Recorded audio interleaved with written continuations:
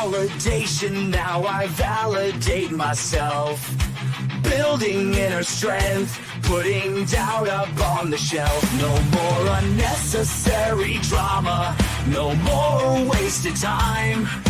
Climbing higher constantly, making my own climb. Standing on higher ground, where excellence is found. My potential knows no bounds. Raising the bar, breaking ground.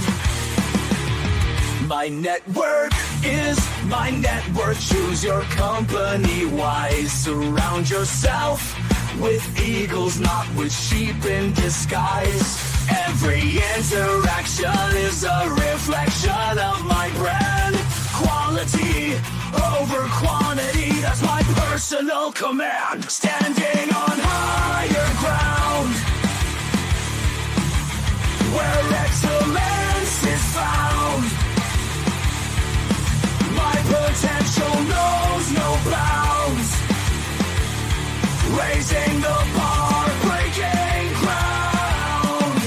Whoa. I'm not just living, I'm manifesting my vision. Cutting through limitations with surgical precision. My expectations are my compass, my respect is my shield. To mediocrity and chaos, I will never yield.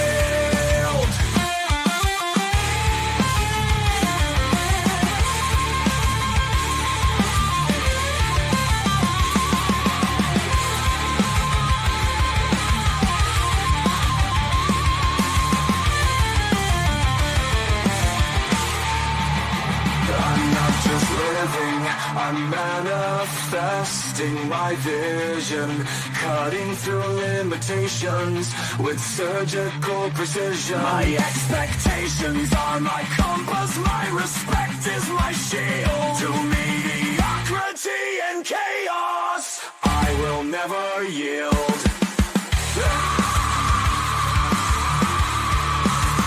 Standing on higher ground,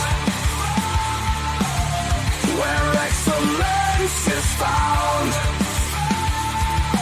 My potential knows no bounds. Raising the bar, breaking ground.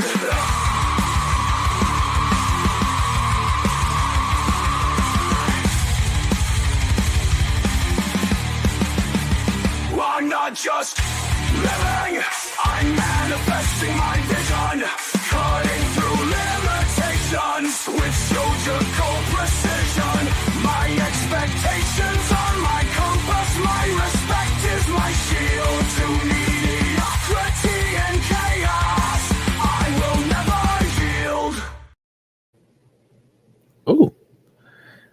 Hello, ladies and gentlemen. Welcome to This and That. I'm your host, Xander, where we talk about this, that, and everything in between. Today, being Sunday, is supposed to be the questions and comments from the fans. So I would like to welcome those of you that are here from Twitch and those of you that are also here from Twitter. You guys will see that there's a link in your comment section. And if you approve the mic and the camera, when you click that link, it brings you onto the show in real time. And then we can talk in real time about the comments that will be made on the show today. Otherwise, you guys can put your comments in the comment section as you see. And if you were here yesterday, you'll notice that parties from Twitch and YouTube are all on here commenting with one another. And if your comments are appropriate, they go up on the screen up here. So you'll be able to see them even if you're not on Twitch or Twitter. So this is going to be like a multi-platform merger situation with these discussions. We talk about everything under the sun on this and that, and everything in between. We really do. However, we try to focus a lot of our attention on improving ourselves financially and improving ourselves socially, because our personal lives negatively impact our financial lives, and our financial lives negatively impact our social lives. So by improving both, we should establish ourselves into being higher level individuals. As a result,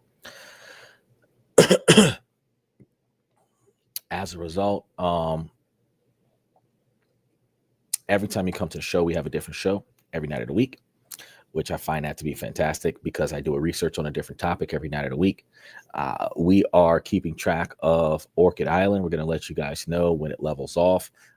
If it doesn't level off by Thursday and Friday and go back up to about 7 or 7.10 per share, the whatever it's at right now is the sell price, and if there's a loss, there's a loss. Now, a lot of the experts said about the dividend rotation strategy that you would take losses if you're selling in a timely fashion and not delaying your sale based on the closing. I mean, the value of the stock. So there would be a loss, and when that loss occurs, that loss is occurring because the sacrifice is being made in an attempt to gain more from International Seaway, where it is understood that the value of International Seaway at approximately $1.74 per investment should put a few $100 back, which offsets the few $100 loss from Orchid Island. Now, the next phase is there's going to be a series of them, and we're going to be talking about them throughout June, which ones we're buying, which ones we're selling, and we're going to be rotating things around and let you guys know which ones you can look forward to acquiring something from. And as we follow through for the rest of the year with the dividend rotation strategy, we'll let you know towards the end of the year the total quantity of capital that could have been gained had you followed along with us since we started the dividend rotation platform. Since we started towards the end of Q2, we're basically going to have Q3, Q4 results, which is almost half a year's results. But if what we're doing with the dividend rotation strategy actually turns out with a lot more than what you would have done by letting it sit or letting it sit in a bank, you might want to consider it and then follow our lead and start making yourself successful financially through investments and other such. Today, we are going to be talking about some questions and comments from fans that are related to relationships. But if you're interested in more information about the financial discussions we have, Monday, Tuesday, and Wednesday are going to be the days when we're going to be talking about money and things that impacts our ability to make, save, and invest money. Wednesday specifically, we're going to be talking about different countries that we can make, save, and invest money in different countries, and different countries that are more traditional towards the man's desire for a traditional wife, since this is a male-driven podcast from the male's perspective. Even though this is a male-driven podcast from the male's perspective, I tend to be more uniform about my opinions and observations of every matter. And if it doesn't make sense, it doesn't make sense, specifically because, one, it just didn't make sense, but two, because there was a lack of equal equity and a lack of equality in the situation. And when roles reversed, what was considered fair to the person that was benefiting from it is now considered unfair from that same person now that they're not benefiting from it. And the lack of uniformity is that if it's fair when you're benefiting from it, it should still be fair when you're not benefiting from it.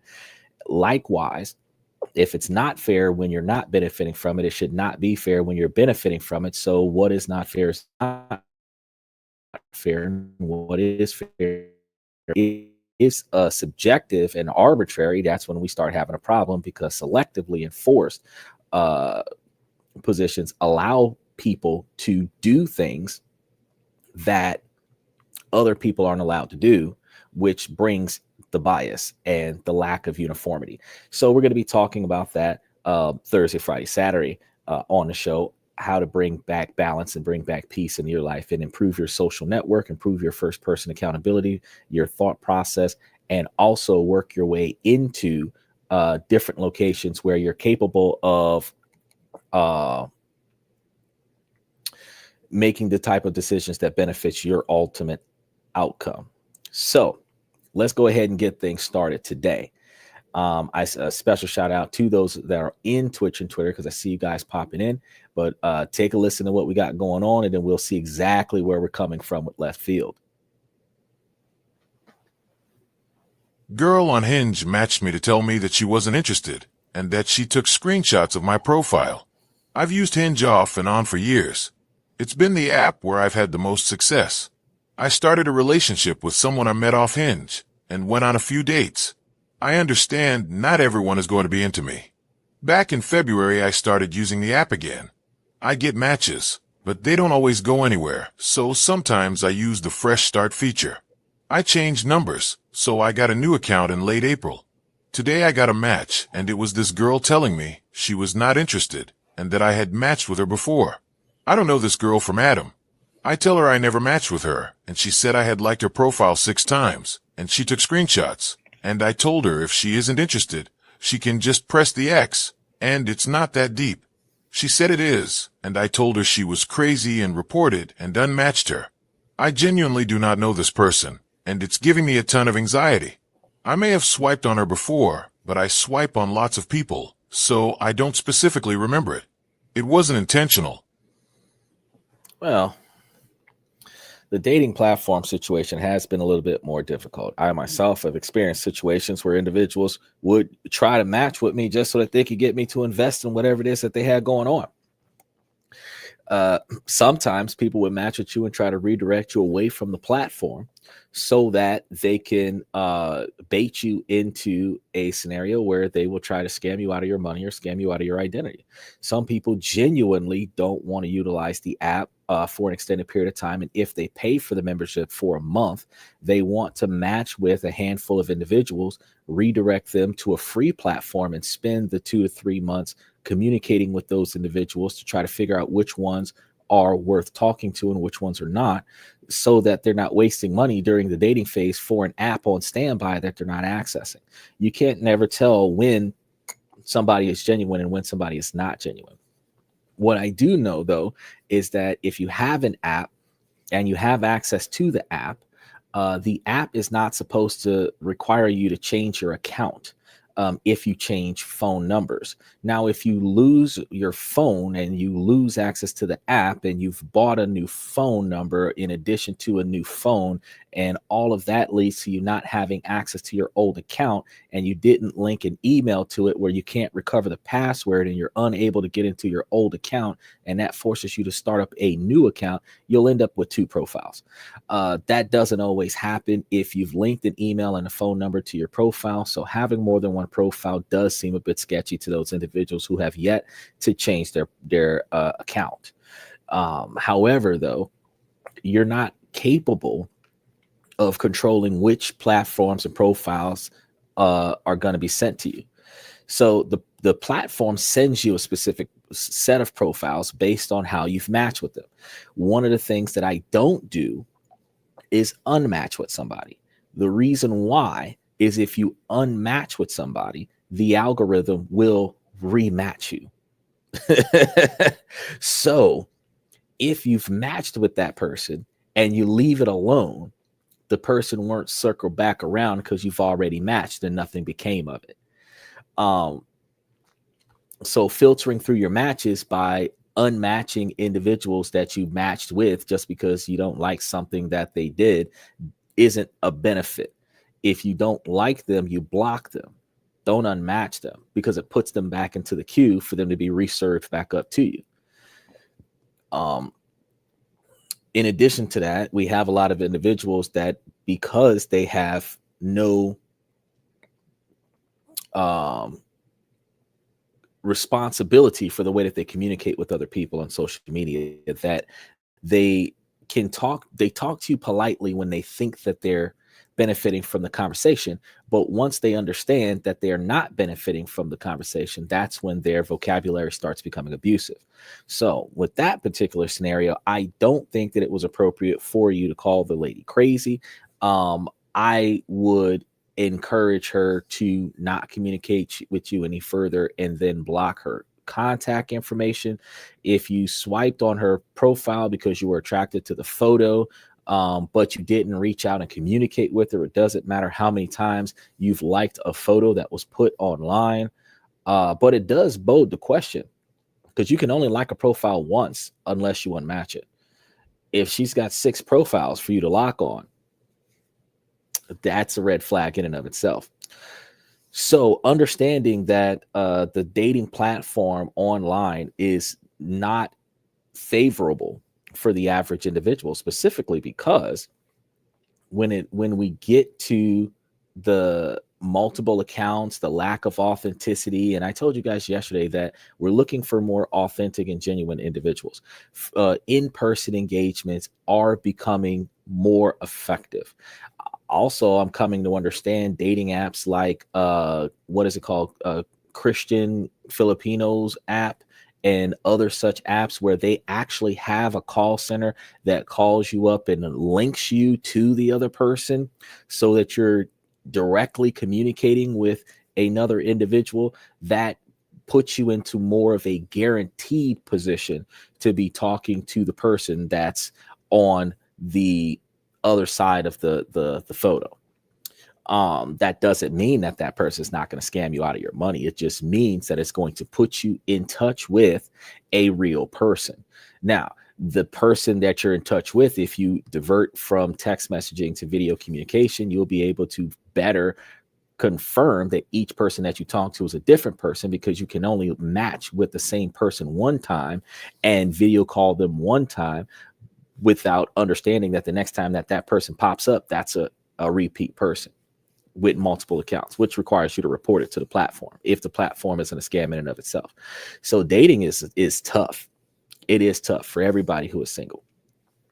And if you put yourself in a position to focus on your grind and have yourself on the back burner waiting on the individual to approach you, if everybody did that, nobody would engage anybody. But a lot of men are more putting themselves on a back burner and not doing the approach, and women are starting to experience that. They're getting approached less by men, but that gives the women the equality burden to say, hey, if this gentleman looks appealing to you in some way, shape, or form, or his actions or behaviors or mannerisms intrigue you in some way, shape, or form, that you should go over there and make sure that he knows that you have interest. Unlike the average woman that turns down more men than she would prefer to engage, men aren't approached that often. So each man that you approach, and I'm not talking about that's on trying to get laid. I'm talking about the men, the genuine men, the mature mentality man that is looking for a solid partner. When you walk up to those individuals, they will give you the time of day. Now, the boys that are all about out there playing a role or whatever, stereotypically, they're probably going to reject you out the gate, but they're not going to string you along. There are some men that do that, the same way there are women that do that, but you're not going to find yourself in the friend zone with a dude that's not interested with you. That's just not going to happen. So yeah, it is a very disturbing thing to experience on a dating platform, especially if you were back to back hit with unfavorable communication with people on the platform. But think about, we're on these dating platforms, and the culture on the dating platform right now is to meet people and hook up, meet people, go out on a date, have an adventure together, hook up, and then after you've slept together, move on to the next person. There are very few dating apps out there where the culture of the user is for long-term commitment. And that means that you have to weed through billions of people now, because apps are worldwide, as opposed to the few 100,000 or the few thousand in your city or state, or the people within your reach. Typically, because people are always on the go, you're going to have to forcibly stop somebody in motion in order to get their attention, as opposed to them interacting with you on an app. But I'm going to tell you, we're probably going to want to redirect our conversation quickly to in-person communication. WhatsApp allows people free video calls. You should probably start doing that. Communicate with the person. If y'all agreed to that you're in the same area or within a reasonable mentality, it's just like, hey, what's your WhatsApp number, and let's video chat and see what's up. And that gives you the ability to do more communication with people that are visually looking at you, so that you can determine if this is the person that you want. You will come to find that a lot of people do catfish. They're going to put the most attractive photo of themselves on the platform, and then what they really look like today might not be nearly what they look like on that photo. But the real person, first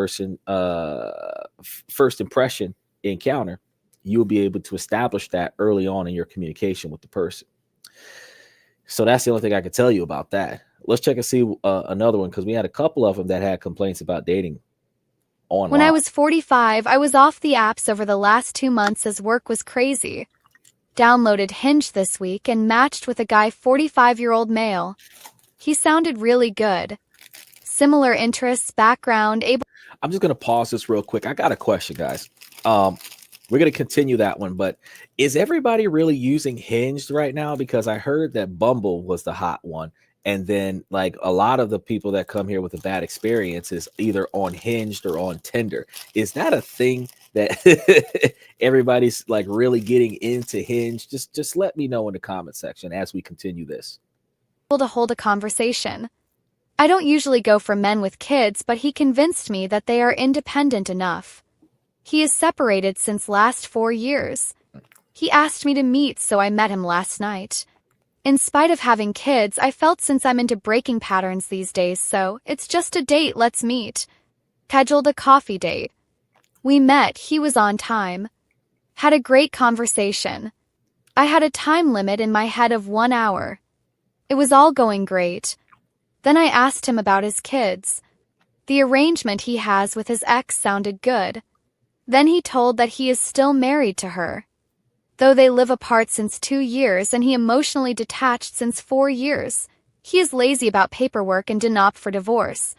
I asked him if he plans to, and he replied, yes, this year.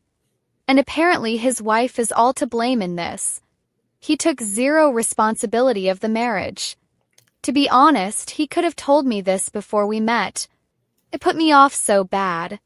For me, this looks like a man who isn't ready to let go of the past, but at the same time wants new excitement in life. Get some hobbies? Build a better social life? Please stop wasting people's time. If you are still legally married, you have no business being on a dating app.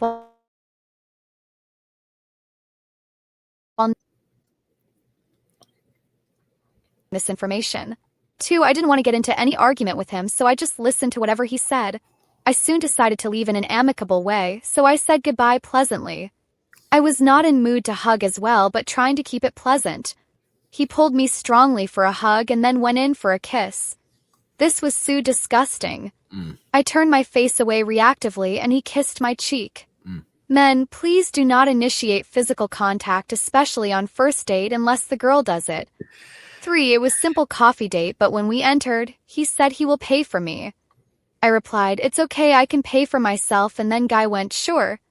I'm happy to pay for myself always and actually have on many dates.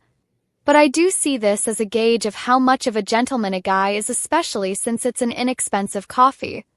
I pay for my friends many times, so if I was a guy, I would happily pay for one on a first date.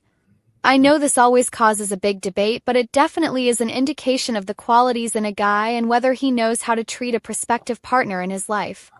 Anyhow, I came back home and he has already texted that he wants to see me again and would want to meet the very next day. I politely told him that I don't want to continue seeing a married guy. And that's that. I could just scream. Of all of this, I'm glad I broke the pattern and gave someone a try who isn't my type. Also, I moved on quick and already scheduled another date this weekend with another guy I've been talking to. All right, so that's an experience of a rebound date. So the first problem that I'm listening to is that you have an objection to the fact that the guy has kids. Your reservations are not in the right place. You shouldn't have gone on the date. The fact is that a single man or a married man separated with his kids is in the same position as single moms. Period. The way a single mom would prefer to be accepted and have the opportunity to engage in starting over while being a good parent to their kids, a single dad has the same right and entitlement. I've heard a lot of women bring up the excuse that while they're married, they're separated. I do agree that if you have not finalized the divorce, that there's no reason for you to be looking into another long-term committed relationship because you can only legally be married once. I have not found a country that does not recognize your marital status from a different country. Most countries require you to show a status of singleness or unmarriedness or proof of divorce if there is documentation that you were once divorced before you are allowed to remarry. There are some states in the country that might allow some type of marital arrangement that allows one person to be attached to more than one person, but that doesn't carry over from state to state. So if you are already married and he disassociated himself with his marriage 2 years prior to the separation, and they've been separated for 2 years, 2 years is too long. The standard time limit for a divorce is at least 1 year of separation. And reason being is because regardless of why you're getting a divorce, the traditional old-fashioned standard is abandonment of the marriage is not being present in the marriage, performing marital duties for 12 months or longer. So if you two have separated for a year, you have not rekindled your marriage, you're starting to date, she's starting to date, you should be able to file the divorce. If you guys originally filed the divorce in the heat of anger, the divorce might take 18 months because they're going to force you guys to separate for a year. You're going to probably have to do some kind of counseling. You're going to be dealing with the division of state. It's not going to be, there's going to be a custody dispute because of the kids, who's going to pay child support. So it's not going to be something that's instantaneous. But if you guys have worked something out where your separation can lead to a divorce, you've already separated everything, you've already got the custody arrangement set up, all you need is for a judge to separate the legal ties between the two parties. Ultimately, you're in a situation where it won't take long to get a divorce. So why not file? Lazy with the paperwork, that's not an excuse. So I agree. He might still be kind of attached to wife. That's the mother of his children. Have a high time letting go than women. However, finding out that he had kids and not exploring that information before you went on a date, that was a bad call. You should have determined what was his arrangement with the child's mother, and then you should have determined what was the status of the relationship between them as well, because the arrangement between the children is not the relationship between the adults. Once you come to determine that he was still married before you went on the date, because you're making it the man's responsibility to tell you that he is married but separated. You had an obligation on your dating platform to select that you specifically wanted single men, not single men that included separated men, divorced men, or widowed men. You should have clearly dictated that you were looking for specifically single men. And then if his profile doesn't say separated, then you could say that the gentleman's being deceitful. However, most people, man and woman alike, do not blame themselves for the bad experience in the relationship, because first person experience, the person that's walking away from the relationship is walking away from the relationship because of how he or she feels about how they were treated by the other person. Those people do not consider first person accountability. What did they do to cause that negative behavior in the first place? And they do not assume that that negative behavior is a retaliatory response to the initial negative behavior from the first person that is not taking responsibility. As a result, when people break up, this is why I say that there should never be a turnaround where you're returning back to the former ex, because if you have not taken your first person responsibility to how you contributed to the failure of the relationship, you cannot blame somebody else for being the only reason why the relationship failed. I strongly believe that the lady that was just communicating here was extremely bitter, but she did make a point that the man was not taking any accountability in the fact that his divorce occurred. And it takes two people to come together, and it takes at least two people to fall apart. So it can't be just the wife. Now, it could be just the wife if the wife just disappeared out of nowhere and didn't say anything. But that's very unlikely that she wasn't motivated to leave long before she left.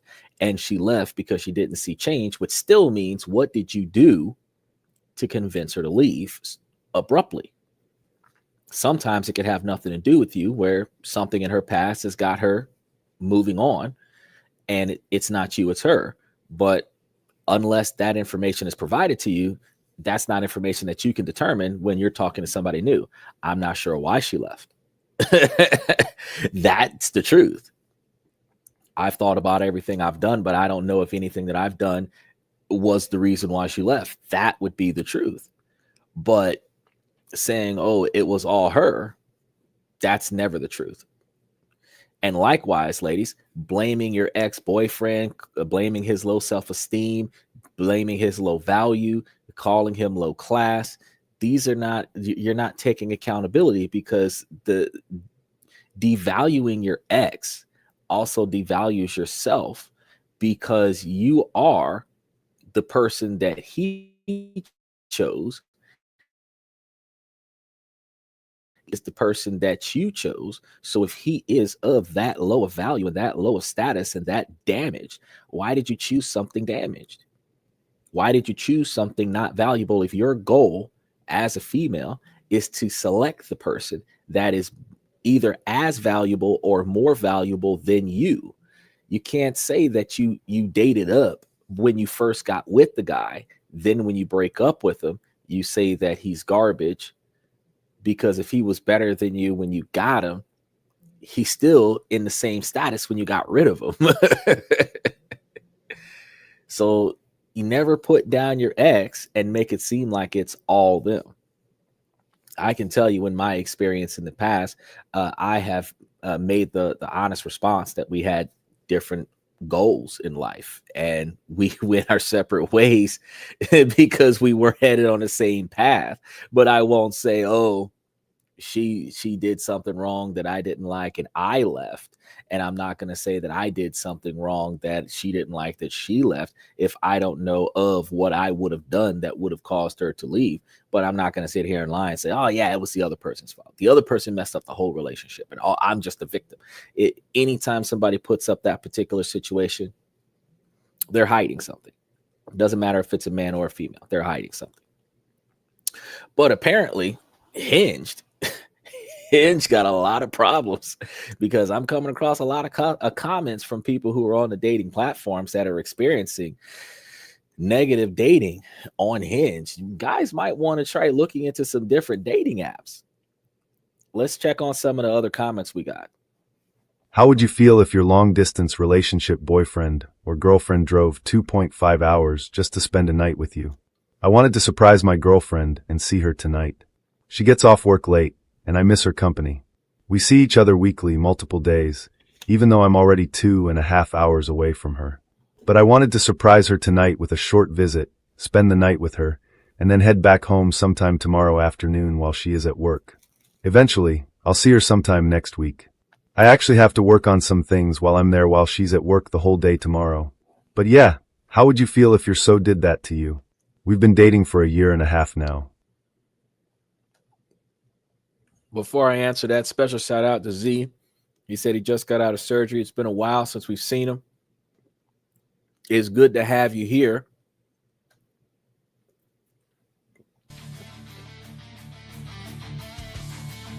The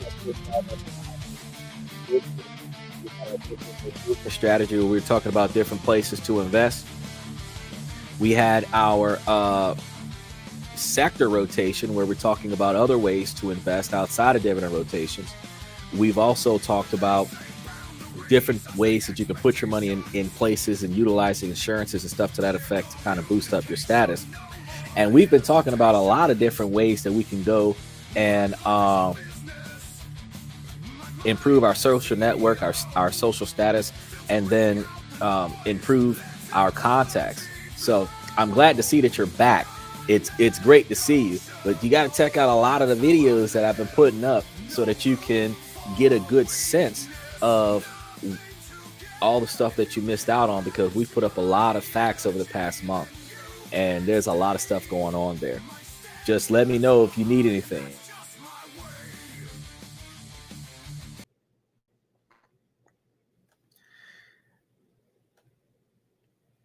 He said, love you guys watching it. I really appreciate that. I really appreciate that. Now, so this gentleman comes and asks us today about the individuals that have long distance relationships, and you're traveling that long distance relationship to go and surprise your partner. I encourage surprising your partner. However, I want you to understand that, oh, you watched the whole time. Hey, if you're not missing any episodes, that's good. Even if you don't have the ability to jump into the comment section, if you're here and you're paying attention and you're taking notes, if you go back and replay the video and take notes, because when I talk about stock options, I put the stocks in the comment section on Twitch, Twitter, and YouTube. So you could just go back and replay the YouTube video and get all the stocks that I was talking to you guys about during that show. And then you can do your research and invest your money. So if you were watching, I'm glad to hear about that. But about the average surprise pop-up thing, I encourage it, but the average person is probably not going to be okay with a surprise pop-up.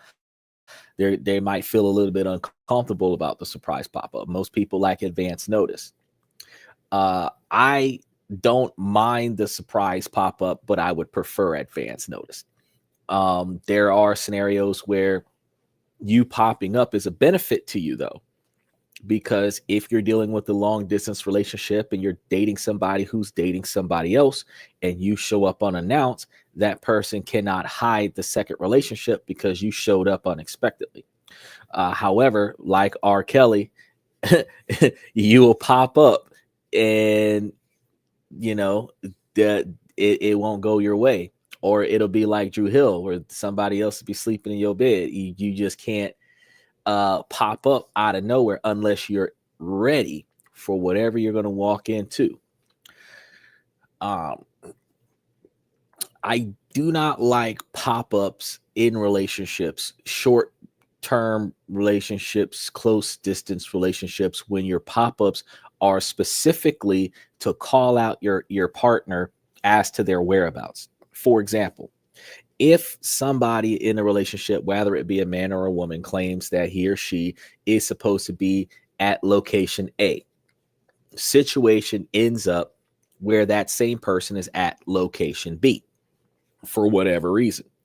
For you to pop up at location B where they're not supposed to be, just to call them out on the fact that they're not at location A, that's unhealthy. If you have trust issues, your partner is not where they say that they're going to be, you can either address those trust issues in a conversation and try and work them out, or you can break up with the person and not risk emotional distress over the pressures of not being able to trust your partner. But also remember the mental strain that you put on yourself as well as your partner by not trusting somebody and then coming out of bad relationships where you've already had trust issues and now your trust issues are boiling over on your new relationship. So just keep in mind, when is it appropriate for you to pop up on your partner versus when it is appropriate for you to call your partner out. Because technically you shouldn't call your partner out in public. You should be able to just recognize that your partner is not where he or she is supposed to be and talk about this at the house and behind closed doors. You're not supposed to make a public spectacle about your relationship, but a lot of people like to do that. A lot of people like to be world star about it. I guess they feel like if they embarrass you, then you won't be able to do it to somebody else in the area. But while they're embarrassing you, they're embarrassing themselves. So it's not appropriate for you to do that in public.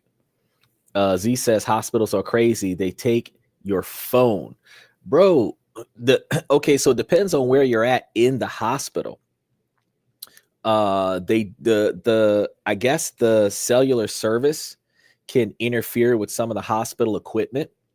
And as a result, if you're in certain restricted areas and you have an electronic device, they may remove that electronic device so that it doesn't mess with some of their equipment. Radio frequencies and stuff like that. It's the same requirement that you're not supposed to have your cell phone on the plane. I don't know what to say about that. They want you to put your phone on airplane mode while you're on the airplane so that no radio waves or frequencies negatively impacts the plane. I just put my on do not disturb.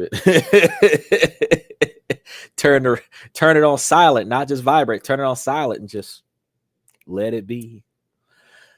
Now, the primary one that I do on a regular basis, now that one probably would be just off because, you know, I don't really want anybody to talk to me anyway.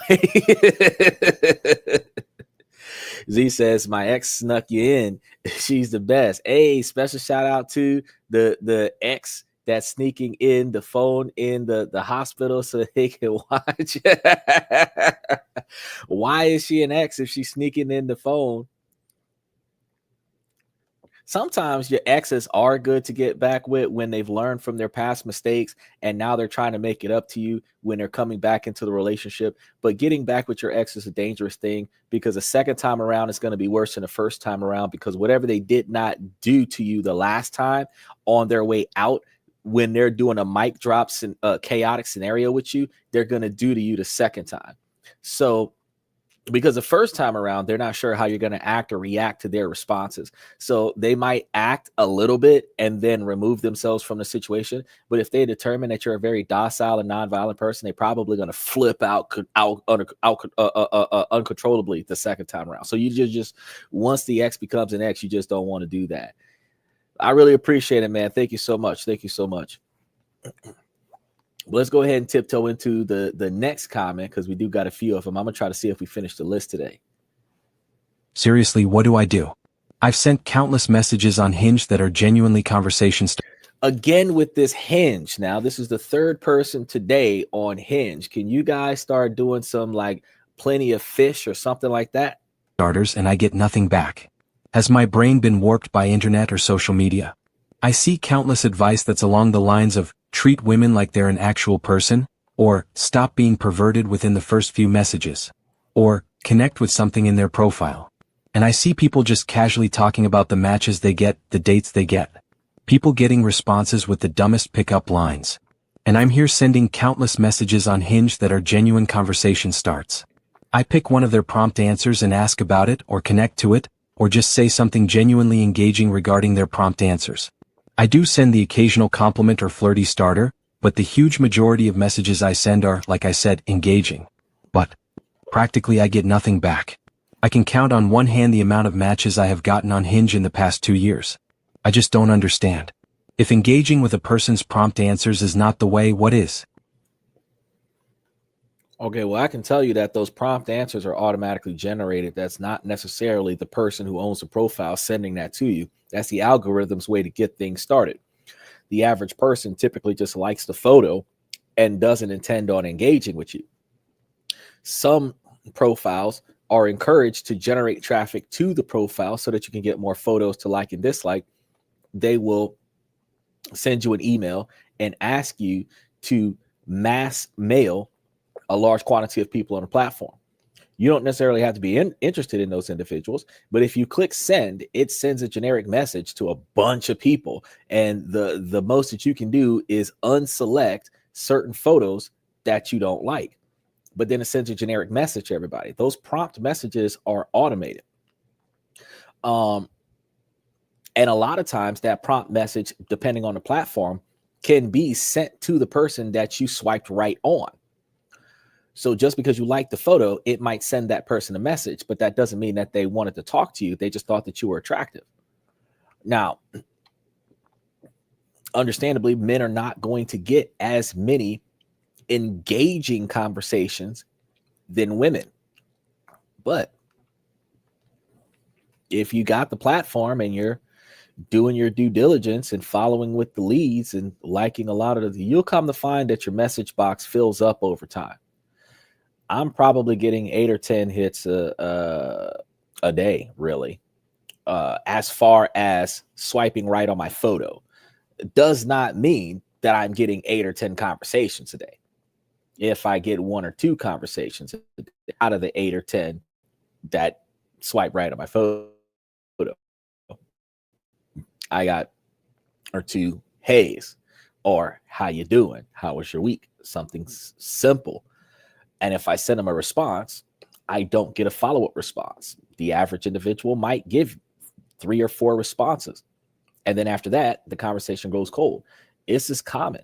When we're dating on social media, we're dating across billions, not just a few 100,000 in our population. Men are not popular with women that are not ready to sit down. Men are popular with women that are looking for a good time. So if a man is willing to pay for the date the same way the other girl who was dating a married man, they'll go on the date if they don't have to pay for it. Yeah, they're capable of paying for it for themselves. Yeah, when they're hanging out with their homegirls, they'll pay. But first date, very few women insist that they pay for the first date and encourage the man to reserve his capital for the second or third date.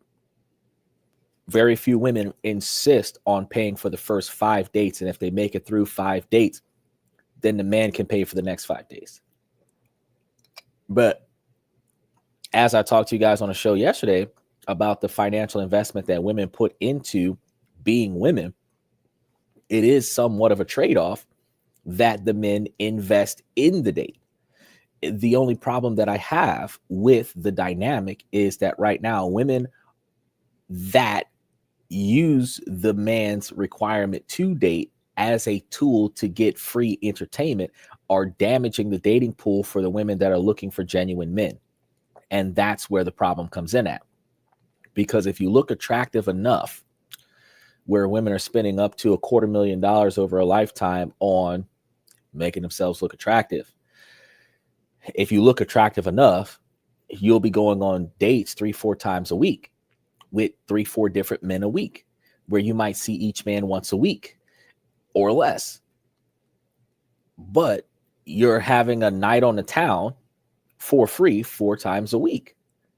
Whereas the average guy has to pay for those dates every time he goes out, which really becomes costly when the men are not able to secure a long-term relationship from the engagement. Now, yes, we're not supposed to expect. Good question. Are we going to get rid of them or a lie? That's a good point. To me, I believe that if you're going to keep the person that you're dating with, you should stick with that person. You shouldn't lie about it.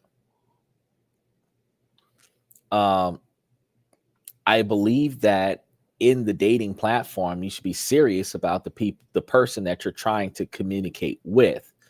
And you should not be putting yourself in a dating platform with a profile that is attracting serious commitment unless you are serious minded.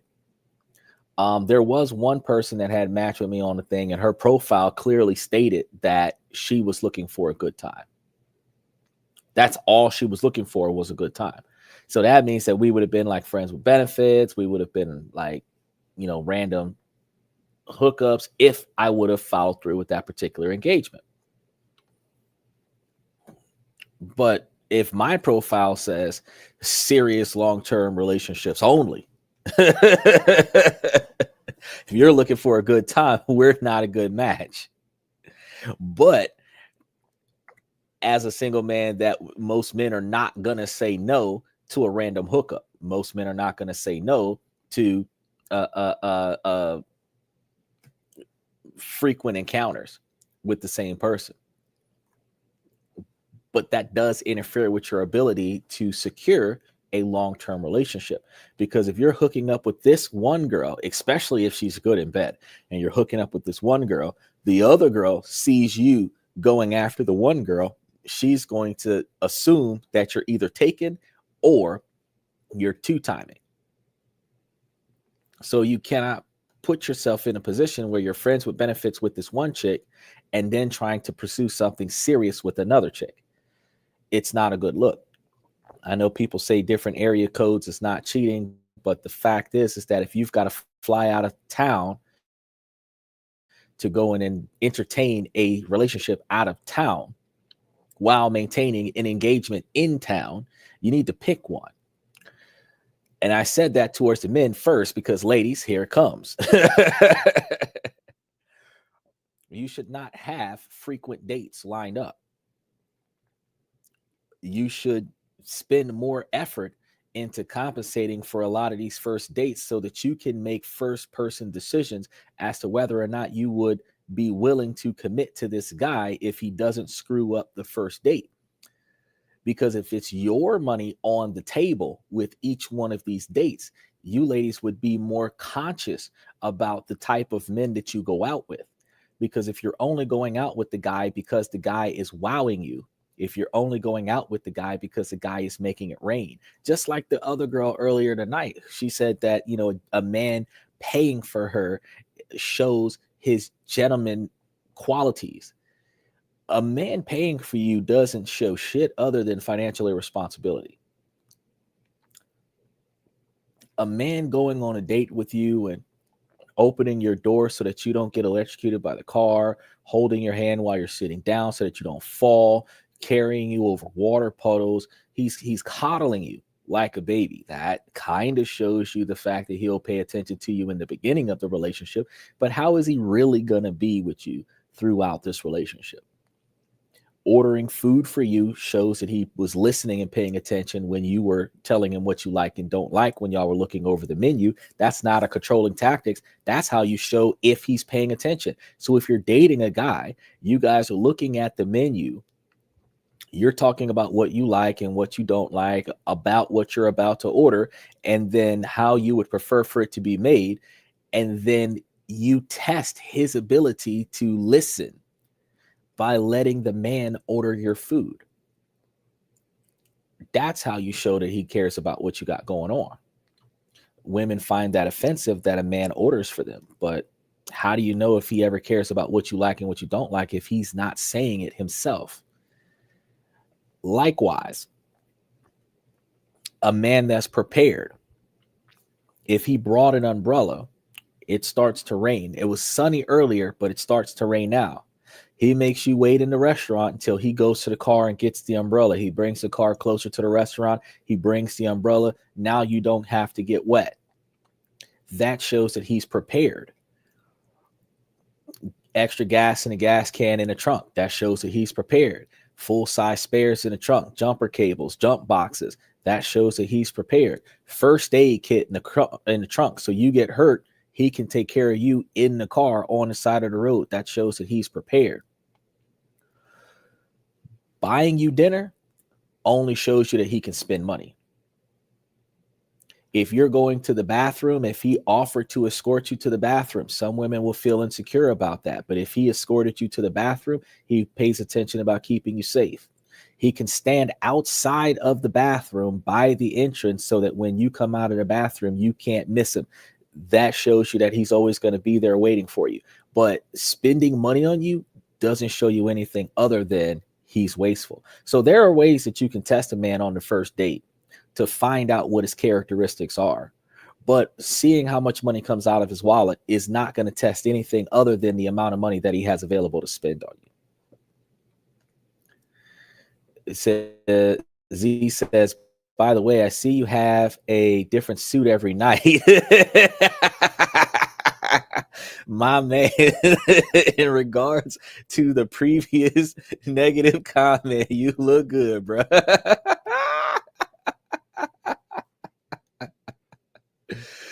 Hey, look, I'm gonna be honest with you. I put out the challenge. I think it was March of last year, because men were dressing like boys and boys are dressing like convicts. And I'm like, look, we can improve our status as men just by changing the way that we look. We can encourage ourselves to behave more positively and attract more positive individuals by carrying ourselves differently. I have worn a different suit every day, 365 days a year since I put that challenge out. I do not start this podcast without putting on one of my suits, sometimes with a tie, sometimes without a tie. I have had a couple of sweaters on, sweater vests on, stuff to that effect, because I change up my, but I have an entire closet of business and dress casual attire. I have no street clothes. I have no athletic wear that's just like throwback jerseys and boxers, say, or sweatpants or whatever hanging off my behind. Like I'm always suited up. And the purpose of that is that I break a stereotype, one, with the way I look, two, with the way that I talk, three, with the way that I act. Four, when I start engaging individuals, those individuals are going to give me a different perspective. They're going to approach me and communicate with me in a different perspective because they have never seen me without a suit. And you'll never see me without a suit. My suits are on my passport photos, they're on my driver's license photos. You'll never see me without a suit. And the reason why that is because ultimately, the way you carry yourself every day of the week, when you're not paying attention to people, is the first impression that people get of you before they engage you. A lot of times when you engage someone, that is not their first impression of you. That is your first impression of them. The way you carry yourself throughout the day, throughout the week, throughout the year is how people observe you. And I tell people this on a regular basis, that y'all need to make sure that you carry yourself to a level that you are satisfied with.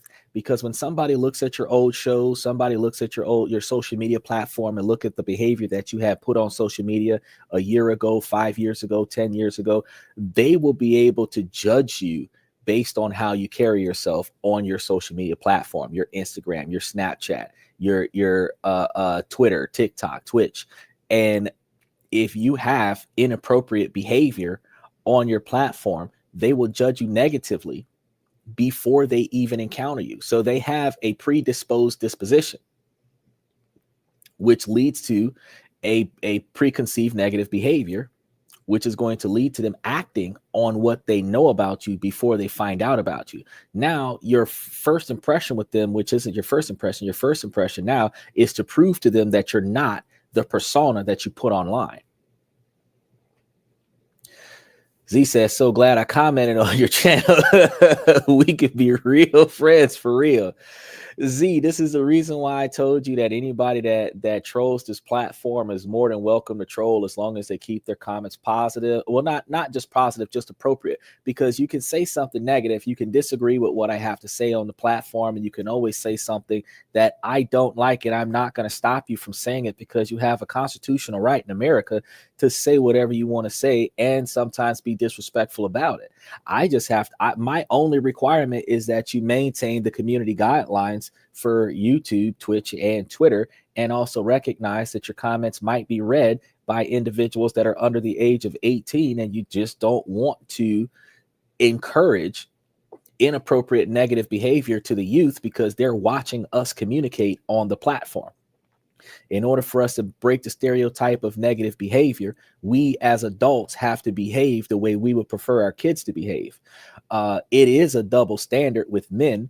The way we would prefer our first attraction to a female to be is not the way we would prefer our daughters to be, and it is not the way we would prefer our wives to be.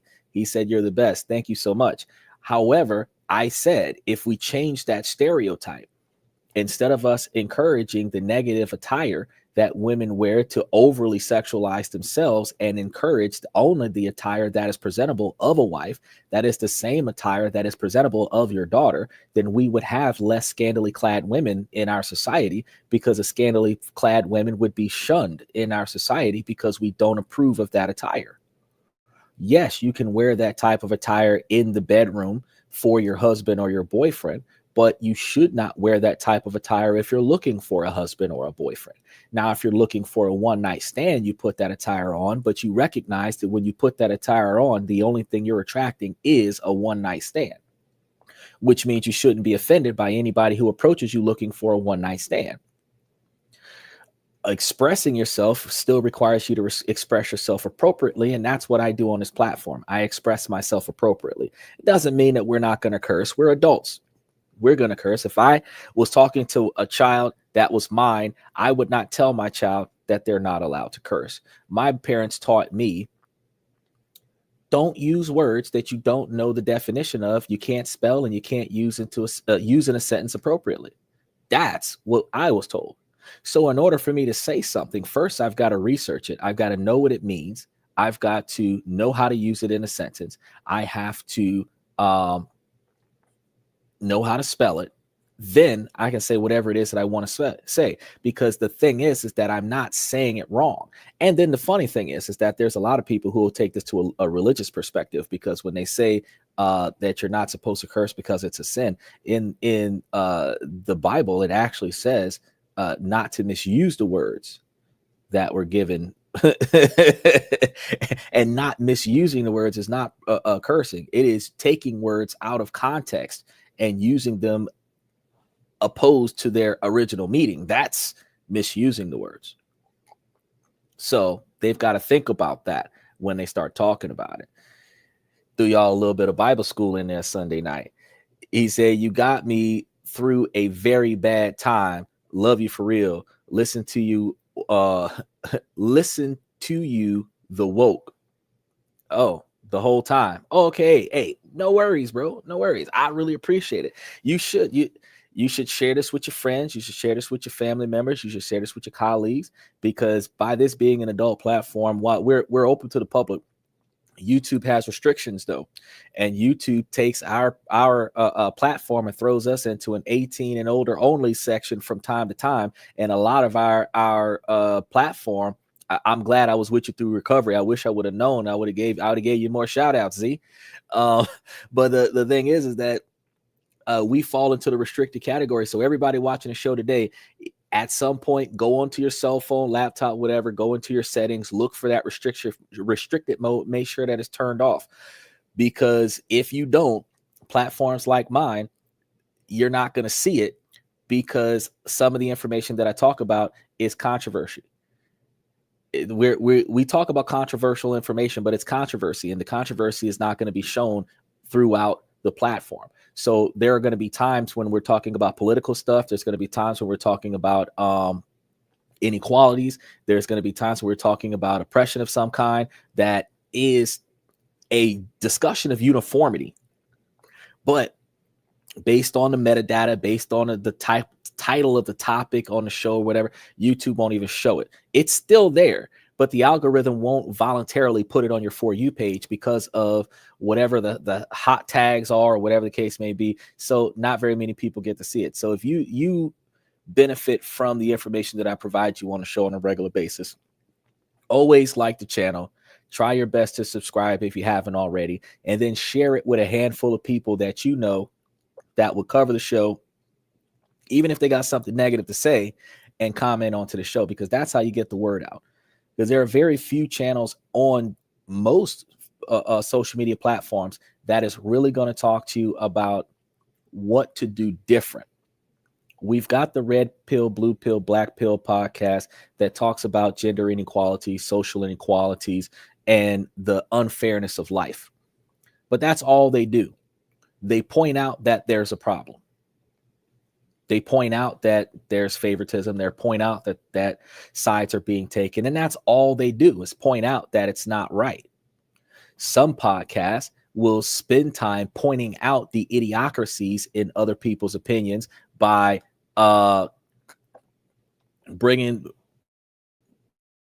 people onto the show. You got certain podcasts like the Whatever podcast and Fresh and Fit that would bring people onto the show just to point out how wrong the other person is, but they never give you a solution. Here on This and That, when we talk about this, that, and everything in between, we take the time to not only do the research to say, hey, there's a problem that we haven't addressed yet, but we also go through the point of showing that there is a solution. You guys just got to choose to take that solution, try something different. we're always talking about something new. And that's one of the reasons why we have a different topic every night of the week, is because we want you guys to look for something else, something different that might actually end up being something better. So as we go through the comments today, we're going to be talking about a lot of people who do not like change. They do not accept responsibility, and they don't know why they're not satisfied. And that's where we come in at. We come in to tell you that not only is there a way that you can find happiness in your life, it does require change, but it also does require you to change how you allow people to come into your life. He said, we know you were a comforting voice for real. Hey, I have been told that outside of scenarios when I'm extremely excited about something and I'm like, high pitched voice and everything like that, that I have a very soothing voice. And I talk a lot. I have this moderate baritone voice going on there, almost bass. It's not too low, but it's comforting and soothing. So some people just love to listen to it. And I'm not talking out of my ass. So there isn't scenarios where I'm just saying stuff that really just pisses people off for the sake of pissing people off. I've noticed that the people who negatively come onto the platform and just take shots at me, not what I said, are typically people where I've hit the nail on the head. If I've said something that got under somebody's skin because they fit that description, they were watching this channel because I ended up on their For You page, and I didn't even know that they were on my channel. And now they just start commenting about me, not about what I said. Because if he was talking about what I said, then they would be able to say, hey, facts and statistics and da-da-da-da, and you're wrong. But they really just come up and go after me and say that there's something wrong with me because I made the statement. And I'm like, hey, feel the way you feel. But to be pissed off, I had to have struck a nerve because, and I've told this to some people over the past few weeks, because some people say, oh, I don't like this and I don't like that. And blah, blah, blah. And I say, look, Z said, we listened every night and we love you. I really appreciate you, Z. I very, very much appreciate you. Thank you so much. Here's the thing. I tell people all the time, in order for you to hate somebody, you have to have an emotional attachment to them or the situation that you're in with them. You cannot despise somebody, dislike somebody in any way, shape, or form if you do not have emotional investment in the situation. And he said no more. But well, what I did was I actually shaved my mustache, because when my mustache starts getting thick, it grows up and over in a curling fashion. And when it's too short, it is straight up, which means I have mustache hairs tickling nose hairs. Everybody has nose hairs, but not everybody has a mustache. And when you have that mustache hair tickling that nose hair, you just got to keep fidgeting with it. So I just went and bought some scissors and I just cut them short so that I no longer have mustache hairs fidget with my nose hairs. Bro, no, okay, here, there's another thing. Everybody has a nervous twitch. You don't have to be afraid to have a nervous twitch. It's just that something happens where whatever's going on in your day, your anxiety is getting to you, and everybody has anxiety. Nobody can say that they don't have anxiety. It's just the fact that they have a twitch. And some people, they touch their ear a lot. They mess with their nose a lot. Like, there are times when you see me, I'm pulling on my beard a lot. You got people who pick their fingernails. You got people who break and tear their fingernails off. Everybody's got something. Some people scratch. Some people tap on stuff. Some people, you see me sometimes twiddling the ink pen on the show. There's a lot of things that people do that nervous twitch. So when you said something about boogers, I was entertained by that. I was like, there have been times that I wanted to stick my finger really far in there and pull something out, but I enjoy it. So yes, we have to make sure.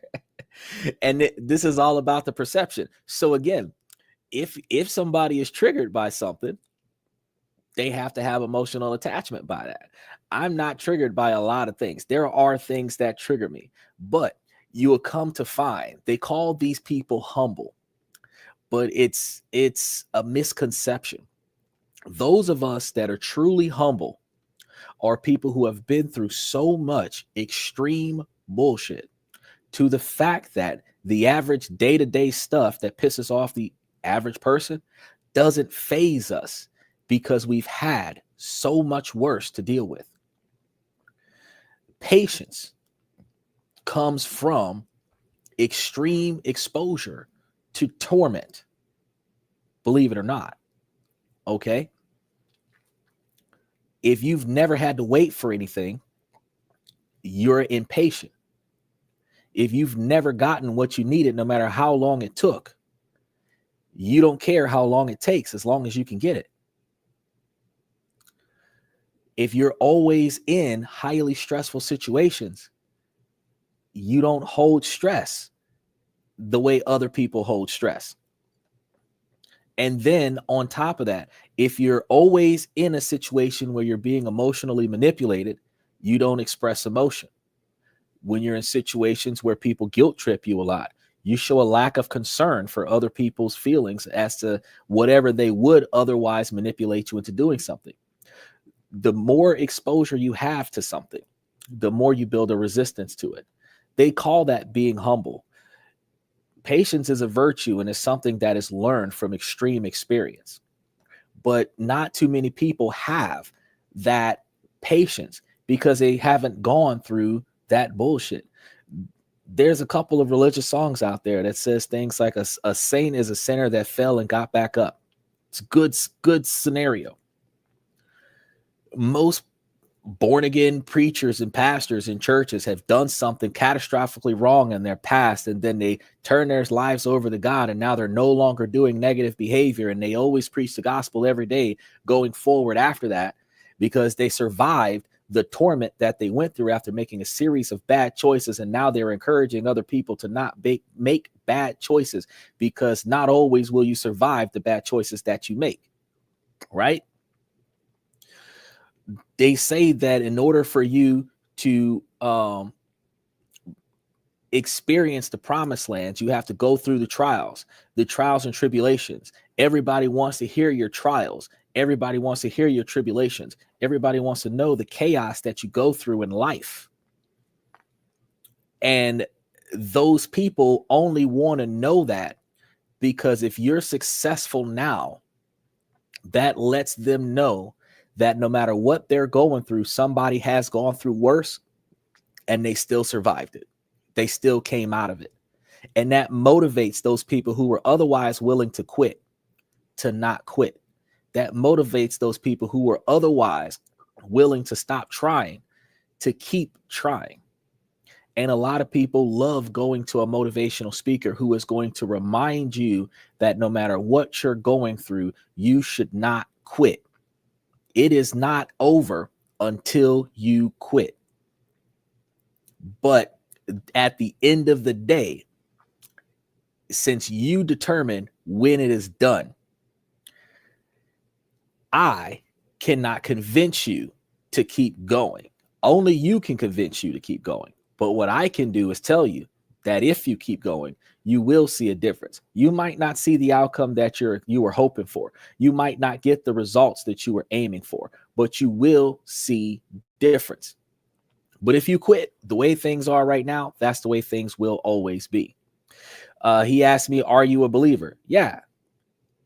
I'm going to tell you that there are a lot of people that have renounced their ability to be believers, but the majority of this entire country has been raised from a biblical upbringing. Religion is the foundation of morals and ethics in society as of the last 60 or 70 years.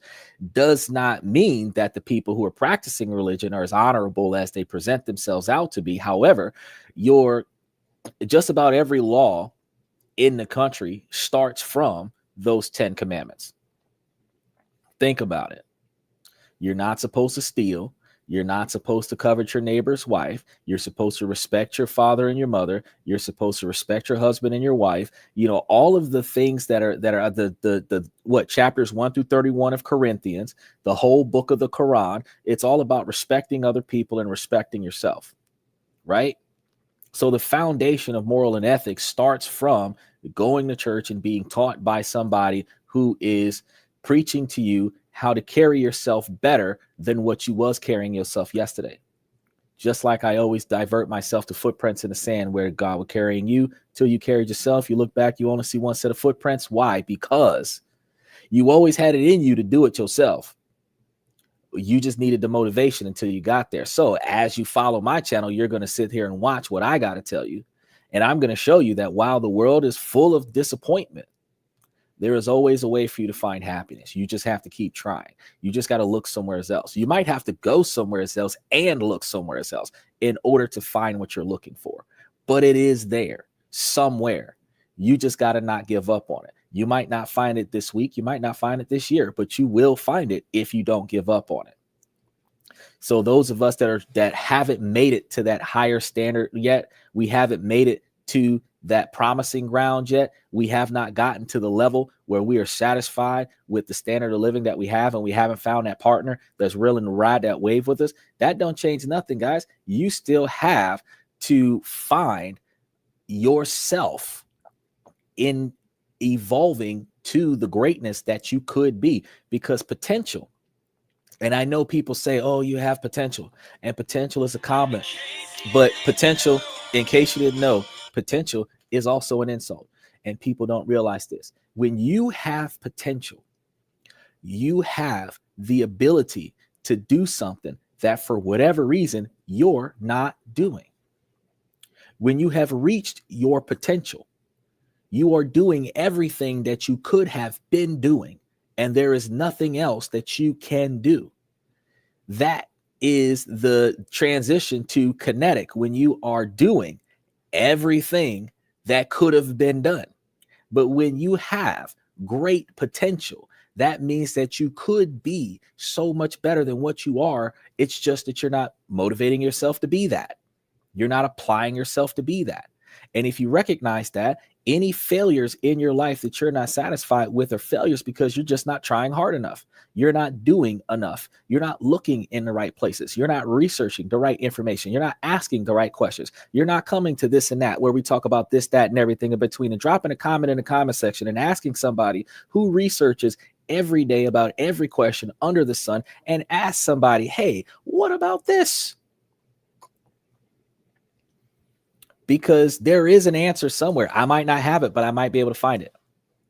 But if you never ask the question, you always me, you blame everybody else in your society, you cannot improve your outcome.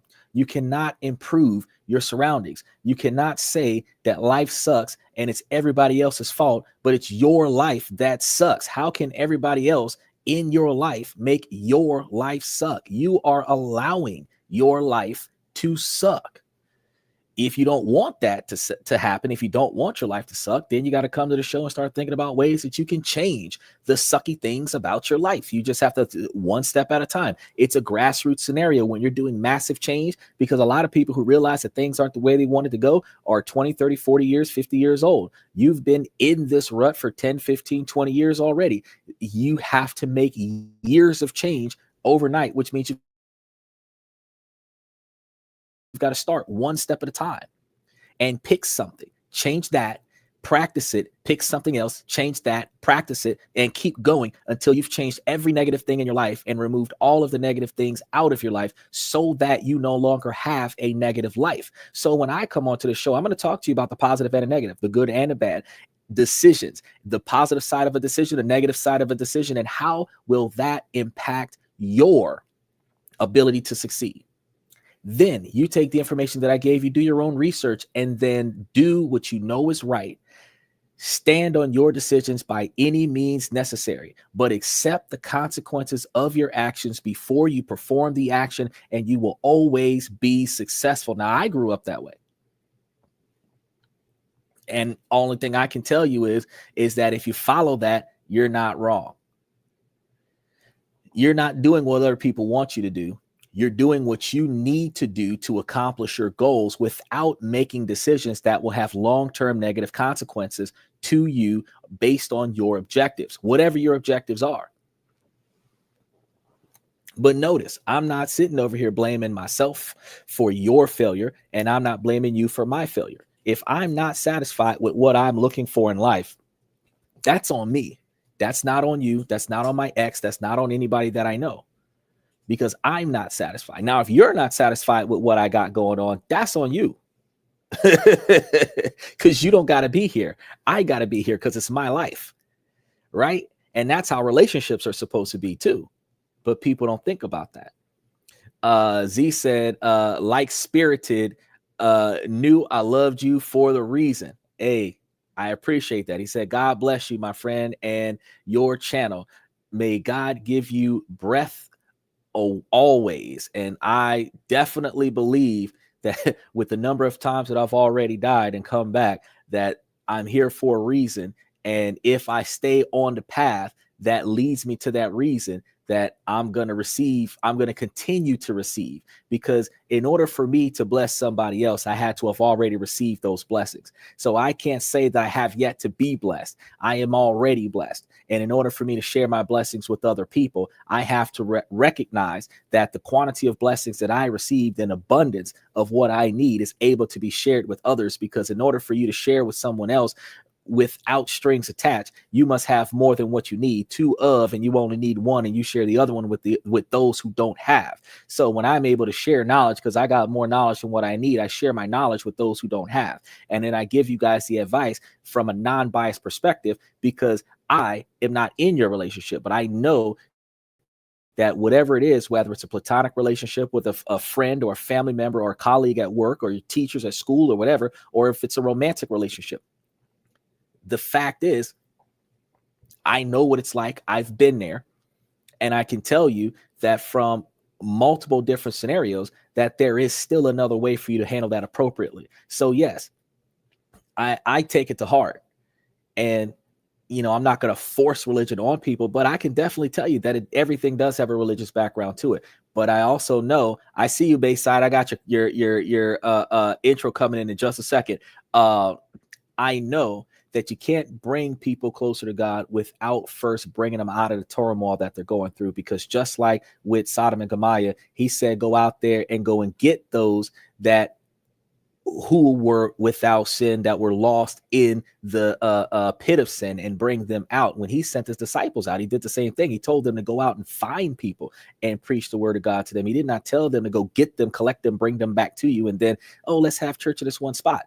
The church was supposed to be a storehouse, which is supposed to store all the resources for the society. And then the church was supposed to give all of those resources back to the society. If a church is doing what it's supposed to do, it's not supposed to have multi-million-dollar budgets and you have a community around that church that is poor as fuck. That's not supposed to happen. That's not supposed to happen. If they're donating 10% to the Lord, then the work of the Lord is going through the acts of man to those who need it. So you should be able to take your 10% and give it to homeless people, pay for their bus fare, buy their food, get them clothes, pay for their housing, so that there are no homeless people. If the church was really doing their job, we wouldn't have homeless people. We have so many people in our society that are looking down on homeless people, but Jesus was homeless. He was barefoot and homeless. He asked for stuff, and if nobody gave it to him, he dusted it off his feet because he was barefoot. I'm going to dust this city off my feet like the last. Why? Because he was walking barefoot. All he had was a clothes on his back and a bunch of people following him. And what did he do? He broke bread with everybody. He shared what he got, but he could not give 40 people fish and bread if somebody didn't give him fish and bread. So all it's showing you is to share what you got with other people. So we wouldn't have billionaires if everybody was following the path of the Lord. We would have communism if everybody followed the path of the Lord. That's what we would have. Regardless of how much or how little that you work, everybody would share everything together. But let's go ahead and throw a special shout out to Bayside. He's one of our long-standing members that's been following us. I really appreciate him.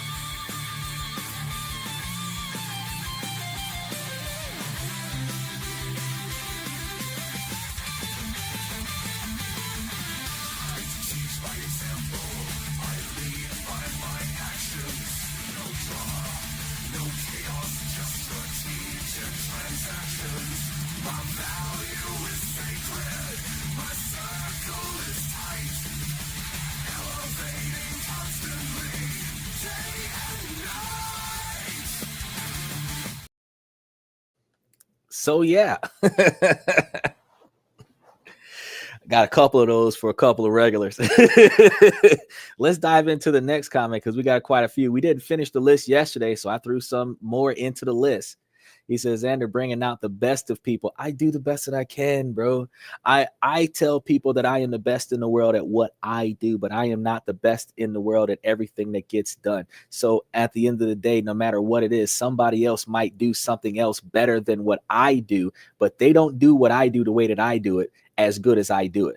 And this is a very niche podcast. This is a very, very niche podcast because we come from personal development and couple it with financial development, and we piece it together. And then we throw everything in between in there, religion, STEM topics, everything under the sun. We throw it all in there. You're going to learn something when you come to this podcast. And that's one of the reasons why this is going to be the most underrated podcast for a long period of time, because people like chaos. They don't like solutions. So they'll go to a platform so that they can comment and bash people and hate speech and everything like that. But when they come and find a podcast like this one where they can learn something, that's when they, oh, snap. But people hated what Joe Biden did with banning TikTok. And think about the algorithm. People in China have a society of learning. We have a society of conflict. We are looking for fights. We're looking for car crashes. We're looking for police brutality on the side of the road. We're looking for women wearing scantily clad outfits and showing off their bodies. We're not looking for anything educational. So the problem is that the exact same algorithm in China that will show children how to do quantum physics is the exact same algorithm in America that's going to show us the next Set Yourself on Fire challenge. This podcast is a low following podcast specifically because we got like almost 30,000 subscribers right now. And we're literally not cutting through the top 3% of podcasters. Because outside of entertainment where people turn their brains off for a good laugh, they're only looking for chaos. So we cover everything where you're going to learn something from the topics that we talked about. You're going to learn how to be better and do better and live a better life. That requires you to like and subscribe and share it with all your friends, because if you're learning something from this channel, you should be able to share this channel from other people that you value, that you want them to learn from this channel too. And then you will see higher ground, as Bayside said. You will see that higher ground because it is in order for you to pull somebody else up, the apprenticeship, for a mentor to reach down and grab an apprentice and pull that apprentice up, you must first elevate yourself. Now, when you have plateaued, you are going to reach a level where for the time being, because it's not permanent, for the time being, you have reached a spot where you can't go any further. While you are here, everybody else who can't get to where you are, you're going to pull them up. Now, if you've got a good network, what will happen is that if you have a good network where you have invested so much into the success of your network, that network should be able to push you up higher. And that's the true revolving door of higher ground, is that you will pull everybody up to a level where they will now have the capabilities to push you up even higher. So your success is the success of the people around you, because if they don't become successful because of you, they can't aid you in your success. And that's one of the things that I tell people on a regular basis, that my legacy should not be a large quantity of money. It should not be a large quantity of stuff. If I get that, that's fantastic. It's icing on the cake. But my legacy should be the success of everybody that I encounter and everybody that encounters me. So if everybody that comes to this channel learns something from me, takes that, utilizes that, and be able to say, hey, man, I went to Xander on this and that podcast, and he told me this, that, and the third, and I learned X, Y, and Z, and now I'm able to do this, that, and the other for my family. I'm able to do this, that, and the other for my loved ones, for my boss, this, that, and the third. I was able to change my life and now have less stress and everything like that. What I have right now is because of what I learned from him. Even though he might have been the tip of the iceberg of information that I needed, he still started me in a direction that got me to where I am today. If that is what most people are able to say when they have walked away from this podcast. At the end of the day, I did my job. So if you have that feeling in you at some point watching a show today or any other day out of the week, then you want to make sure that you make it a point to share it with other people that you value. Because I'm never going to be on this channel just talking shit about somebody else. Because why? I am not going to degrade or devalue myself by wasting my time trying to deliberately degrade or devalue somebody else just to make them feel bad about themselves. Now, yes, I might comment on the upper class individuals that mistreat other people, and they're able to do that because they don't value people as much as people who don't have anything. But that's a stereotypical behavior from a social and financial class, which ironically a lot of the broke people strive to either be or date. And you've got to ask yourself, well, do you really want to be involved with a group of people who could care less about your existence? That's not a thing. Z said at Bayside, crazy. I feel like he is a brother. For real.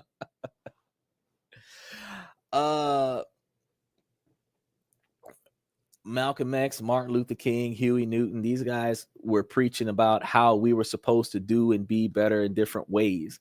Malcolm X went out there with all those guns, and he was showing that you have the legal right to do what you need to do as long as you know the law, because knowledge is more powerful than strength. Martin Luther King was showing that you have to turn the other cheek, that you cannot react to violence with violence because violence begets violence. And if you act the same way that your attacker acts, both of you are wrong. In order for you to prove that you are not doing anything wrong, you must continue to allow yourself to be oppressed and abused and have people observe that so that they can see that it is not you that is the problem. And that is hard for people to do. Nobody's going to get hit in the face with a brick and turn the other cheek. They're going to want to hit back. But you got to understand is that not always does the teacher see the first lick passed. They see the last lick passed. They might not see the person who started the fight, but they'll definitely see the person standing on top. The police aren't going to see who instigated the fight. All they're going to see is that there is a fight. The judge is not going to care why this started. The judge is only going to care why both of you are in this courtroom right now for this particular case.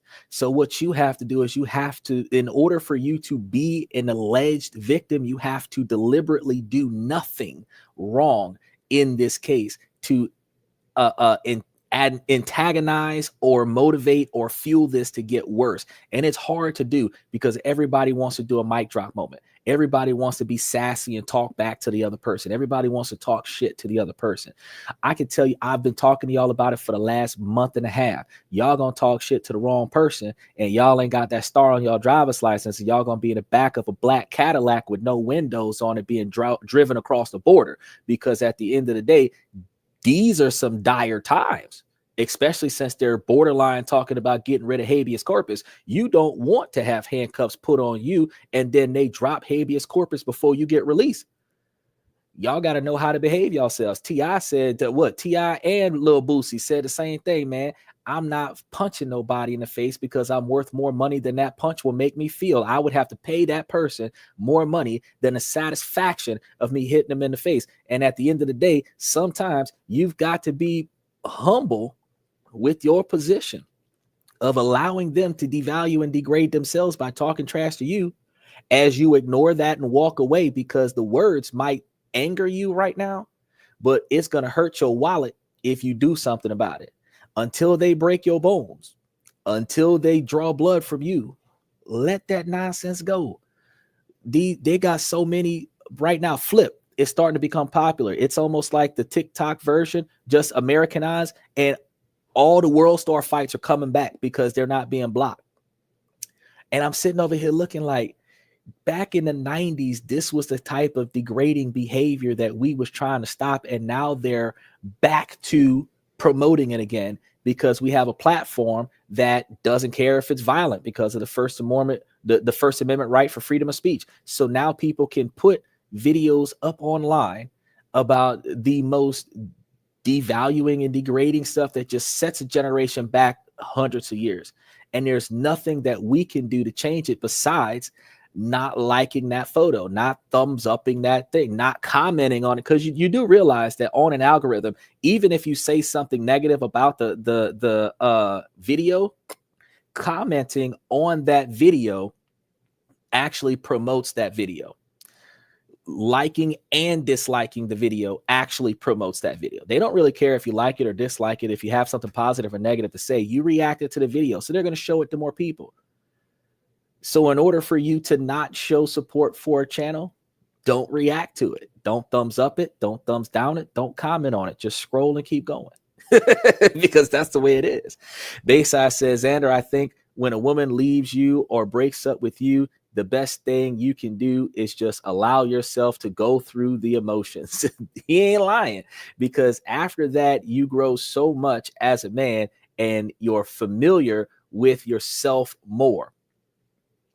The truest thing about it is, Bayside, is that when you're when you let go of your ex, like as Z said, that is so tough to do, though. So tough. But it's real, though. The thing is that as much as you want to reach out to your ex, it is in your best interest to block their phone number. Don't delete it off your phone. Don't delete it off your phone. Why? Because if you delete it off your phone, you delete it off your block list. You block the number. You can archive it where you're not looking at it. You block the emails. You block the social media. And you have no further communication with them. You will detach from the desire to reach out to them after a while, since the average individual does not know that what was I about to say?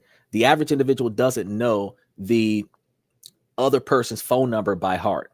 You know your parents' phone number if you call them on a regular. Remember back in the day, because some of y'all middle age, when we used to have payphones, when we used to have pagers and we had to go to the payphone and we had to make a call, we knew the numbers of at least 5 or 10 people that was important to us because we memorized their phone numbers. Back in the day when we had that little black book, it was no names. It was just numbers, and we knew which number belonged to which person. And we would just call whoever we needed to call when we needed to call that person. Nowadays, we get your number, and before we do anything else, we label that number. And from that point going forward, we only see that label. We never see the number. So the average person does not know that does not know the other person's phone number. And he said, and Bayside said, exactly, even if she leaves. Yep. Especially if she leaves you. The thing is that you don't know that girl number. If you've been dating this girl for 10 weeks, you saved her number as whatever you call her. The only time that you truly might get to look at her phone number on your phone is if you're scrolling through, reading text messages, wondering when she's going to respond to your text message, because that's the only portion of the phone that shows her phone number. When you're calling her, it has the caller ID. When she picks up, it might have the phone number there. If she don't pick up, it just has the name of the caller ID. If you're texting her, primarily at the top of the screen, it's just the name of the caller ID. You have to click details to get the phone number. If you're scrolling up and down, looking at past text messages, you might tap the screen at the top and see that drop down for the phone number. I know about Androids and iPhones, y'all. Fact is that phone number is not visible 100% of the time. And as a result, you don't know this person's phone number. You just know the name attached to the phone number. So if you just block it and leave it there, you're good to go. Now, you have to motivate yourself to not block it. I mean, not unblock it. But if you block it and leave it there, you could block it and then change it to blocked. That way, it ain't your girlfriend's name no more. It ain't your boyfriend's name no more. If you've got, cell phones are strategic these days. If you've got multiple block phone numbers, you know what your phone's going to do? It's going to offer to consolidate all numbers with the same name on it. Guess what you've got now? 2 block lists, one from the phone and one in your call logs. That way you don't got to deal with talking to that person ever again. They can't add you to a list and serve you with no information or nothing to that effect. They just can't. Right now, if they're reaching out to you, creating different profiles and emailing you from other people's emails, and they're haunting you, it's up to you to let them know that you've moved on. It's done. The one thing that I said about relationships a while back, I told you guys, I said, look, you give it all you got before you break up. A lot of men, good men, do this. The worse the relationship is, the better the effort becomes.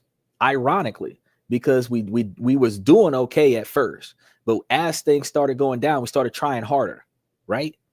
And this is the chapter closing behavior of a lot of men who can walk away and never look back, because we did everything that we possibly could do. We couldn't think of anything else. And the only thing left to do is let this relationship go. Once you reach that moment, you have emotionally detached from the relationship. There is no regret. There is no guilt. It doesn't matter whose fault it was. You personally cannot fix this relationship. The only thing left to make this relationship work is the effort from the other person. And it sounds like you're passing a buck when you say the other person didn't want the relationship as much as I did. But the fact of the matter is, I tried. And that's all that matters. Now, first person accountability, you do need to reevaluate your last relationship and determine where you went wrong. Whether you allowed something you shouldn't have allowed, you done something that you should not have done, you said something that you should not have said. But either way it goes, you must make sure that you change and improve from the mistakes that you made in the last relationship, so that you're not making those same mistakes in the next relationship. And like he said, it breaks your heart until, but you're right. It is ultimately going to break your heart. It is. But your heart was broken while you were in the relationship, believe it or not. A lot of men who don't admit it, what was it? 112 public announcement, they said it's okay for a man to cry, right? Men aren't supposed to cry though. They get grown ass men find themselves in a type of relationship when they in the house by themselves, nobody can hear them scream, and they bawling their eyes out in the pillow because his relationship sucks right now. You are heartbroken in the relationship. You got a lot of men who refuse to allow themselves to cry, who be sitting there with bloodshot eyes, ain't had a drink today, ain't smoked a blunt today, holding back the tears, got this half angry, half scared face with a loss of words all day. Heartbroken now. They don't know what else to do, because it takes more than one person to make the relationship succeed. A lot of the women that are dating men these days, they believe that it's the man's responsibility to navigate the relationship. But the only way that works is if you're going to follow the lead of the leader. If you're not going to follow the lead of the leader, it takes both of you to navigate the relationship, because you have to agree to go in the direction that he's going. If you're not agreeing to go in the relationship that he's going to walk off, and you're not going to follow him, which means y'all broke up. You cannot be in a relationship where you want to be led, but you don't want to be told what to do. It's a contradiction. You don't want to be in a relationship where you're in charge and you have all of the responsibility at the same time. You want responsibility in somebody else's hands. You can't be an authority. Even when we talked about the business and finance, we talked about taking the responsibility of your assets out of your hands, which separates you from the assets when it comes down to litigation. But it also takes the legal authority from you and puts it somewhere else. The only way that you can successfully do that is if you hire a trustee that's not going to fuck you over. And that trustee operates based on a contract. And then you have to be able to watch that contract, watch the assets, and then if they fuck you over, then you got to take them to court. And say, hey, judge, according to the contract, the trustee wasn't supposed to do that. They broke my trust, which is a breach of the contract. But you're giving up the authority over your estate so that you're not legally bound to your estate for somebody to take your estate from you. Bayside said exactly. You never know what others are going through. Another powerful move by men is learning to bite their pride and just move on. 9 times out of 10, the girl who left them will want them back. But Bayside, one of the problems with, I agree with you, first half and second half, but first half, I agree. You gotta stop a lot of the times and hands down just say, you know what, I'm not doing this no more. And it's emotional intelligence, but it's the confidence that you're making the right decision. A lot of us might double talk. We might say, I don't want this no more, but I want to see if it'll work. Fuck it. I don't want it no more. Respecting yourself is very important. Understanding that this isn't going the way you want it to go when you're disappointed in the outcome. And the first change that you need to make in the outcome is your decision-making skills. Second step in changing your outcome is changing the decisions that are made around you. So if you don't like the decisions that are being made around you, replace those decision makers. We do that in politics. We change schools when we don't like our kids' teachers making decisions. We change our jobs when we don't like our bosses making decisions. We change the people we're in relationships with when we don't like the decisions that they make. We change friends when we don't like the decisions that they make. We stop associating with family when we don't like the decisions that they make. Right?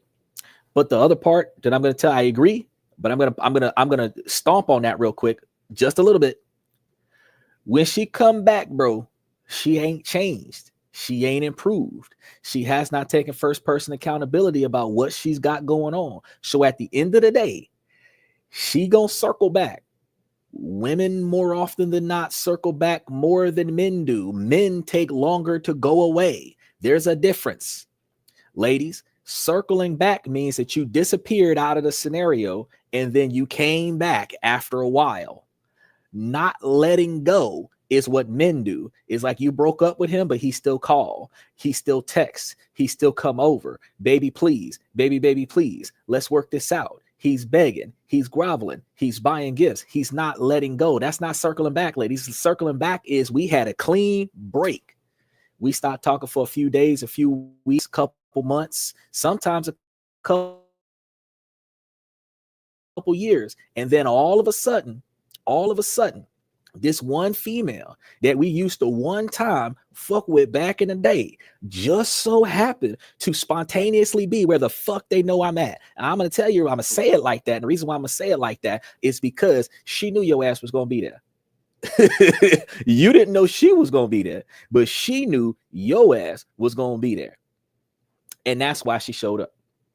So just to see, she going to first test the waters, see if you're willing to accept her engagement. If you got a fucked up attitude, she's going to walk away and say, okay, it's done. She want to see if she got another chance. So she's going to see if you're willing to engage her. If you're willing to engage her, then she'll go somewhere with you. You're still going to pay for it though. And then when you go there and y'all are able to get a feel for things, even if all she was looking for is one more one night stand, she's going to get whatever she came for. And then she's going to walk back out the door. If she left something at your house, she's going to come over there and come get that shit. And that be the excuse to come over there and see what else can happen. And then after that, that don't mean that y'all getting back together, because if y'all got back together, guess what happens the second time around? Whatever she didn't get to say the last time, she gonna say it. Whatever she didn't get to do the last time, she gonna do it. However, she didn't get a chance to get at you, like for example, if your money wasn't where she thought it was, then you blurted it out. Oh, you didn't get X, Y, and Z over in the Bahamas. All right, then when y'all get back together, she done cleaned out your bank account before she broke up with you. She done went to the Bahamas and snatched all that money, and then she gonna break up with you. Then when you go look for your money gone. Well, when y'all was in a relationship, that was domestic property, and she took off. She had the passwords to all of your stuff. She ran off with your stuff. Your stuff just gone, bro. Your stuff is just gone. You're not going to be able to get it back. You can call the police, file a police report on it. The money is spent, bro. If they find her, she going to say you gave it to her. How are you going to prove that you didn't? Y'all was in a relationship. It's your word against hers. At the end of the day, bro, once she gone, she gone. There ain't no second chance.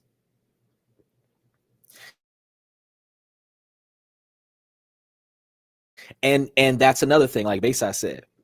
She see if she still got control over the situation. Men do this too.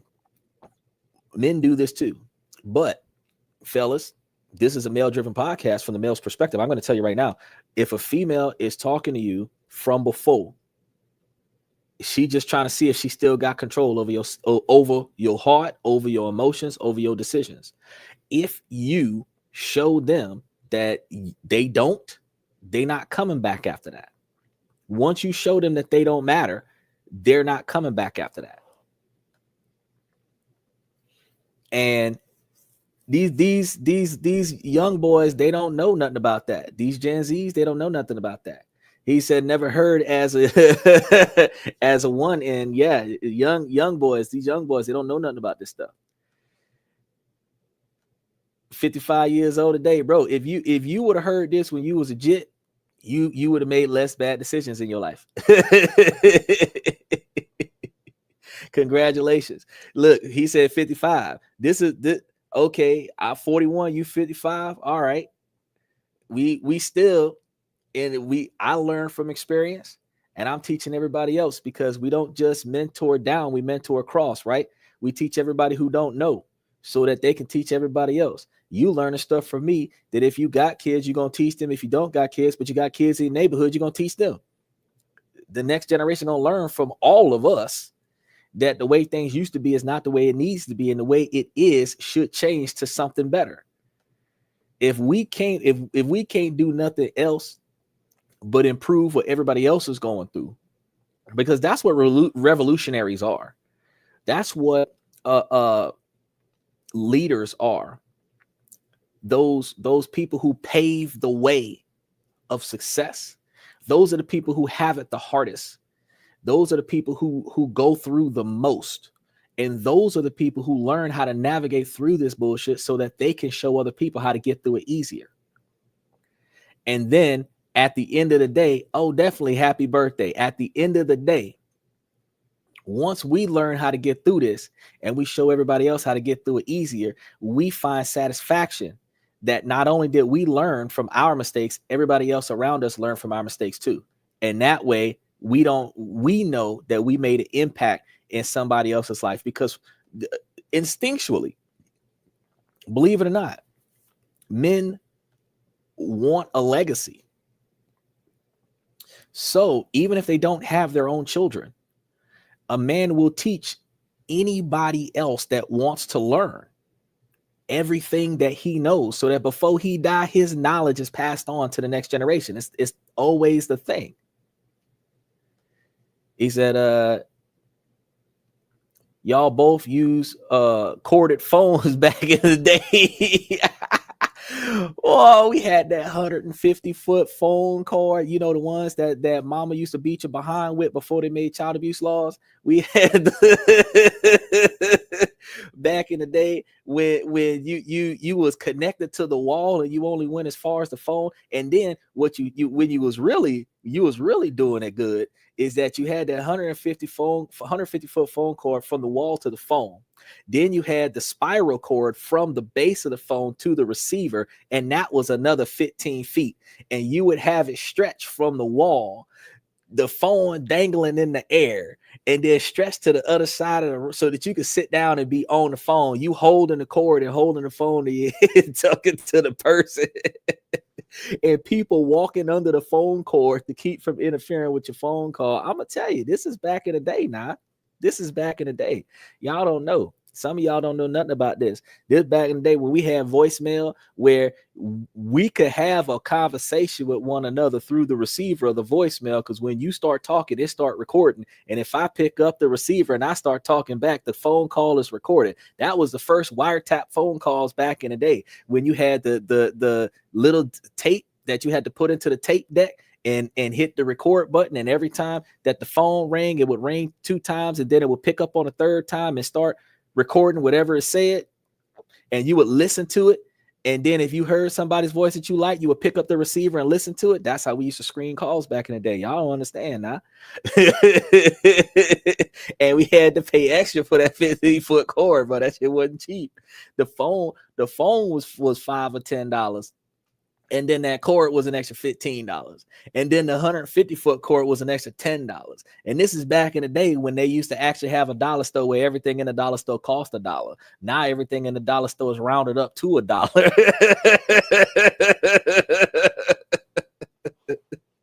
Look, y'all don't understand. You like, stop. Look, this is back in the day with 8 tracks, y'all. This back before the cassette tape came out. When we had the cassette, we had to take a little piece of paper and ball it up and stick it in there, and then stick it into the thing and use that as our new tape, because we ran out of tapes to record with. We had to wait till the DJ shut up so that we could record our favorite song, because we trying to make a mixtape for this girl, and the girl got a boyfriend with a car and we don't got a car. We riding over there with a bicycle trying to hand her this mixtape. Back in the day when we had boom boxes and we used to play the boom box outside the girl bedroom window till daddy came outside to beat out behind. I'm trying to tell y'all, look now. This is generation gaps now. The good old days was good old days for a reason now. You say when, when you only had 4 channels on the and a big furniture TV. He talking about the Flow model TV that came up like 10 feet, 5 or 10 feet off the ground, and the TV screen right here in the middle. You had like drawers and all kinds of other stuff on the TV thing, but it was all connected to the TV thing, bro. Like I'm telling you, I know what y'all talking about. And you had to turn it. It would click, click, click, click, click. Yeah, I know what y'all talking. Way back in the day, bro. Way back in the day, before they had remotes. When mama say change the channel because she ain't want to get up, you had to get up and go over there and go change the channel on TV and stuff. You know what I mean? Tube TVs where you could hear the woo going while the TV playing, bro. These kids don't know nothing. Some of y'all that was born after 2009 grew up with the internet. I remember when we first started with the internet, when we had to turn on our computer and our computer started up like a fax machine. You ever called a fax number before by accident? That's how dial-up sound. Think it's a joke. Before they had fast internet where you could just power up your computer. Now all you hear is the damn fans burning on your laptop. But back in the day, you heard all that other crazy stuff going on. You just knew. Like some Back to the Future stuff. Like there's so much stuff that has changed over the years. But you know what hasn't changed? The way people treat one another. That's what hasn't changed. Aluminum foil on the rabbit ears. Nah, hold on. You talking about the aluminum foil on the rabbit ears inside the house. Let me take you further back to because you 55. So you remember when TV was black and white. Let's go back to the aluminum foil that was on the antenna on the outside of the house. They replaced that antenna with the dish network satellite dish now that they got out there bullshit right now. But back in the day when we had that antenna and you had to hang out the window and you had to wiggle the antenna until you got the right location. And then because your antenna was loose, you had to hang out the window and hold that shit till the show was over. Somebody got your foot and you got the antenna and you holding on to the window. And you before they went to when everything was analog, before they went to digital TV. I'm trying to tell y'all that when we way back in the day now. Way back in the day. Now they'll call you crazy by taking aluminum foil and making you some rabbit ears and putting it on your head. But you used to have to say, little Jimmy would have to come and stand somewhere next to the TV with the rabbit ears on his head and tilt his head to the left, tilt his head to the right. Be doing the whole I'm a little teapot dance just to catch the news. Because that was the only channels that you had. You had morning news, evening news. You had a cartoon channel for the kids. And then the soap operas. That's it.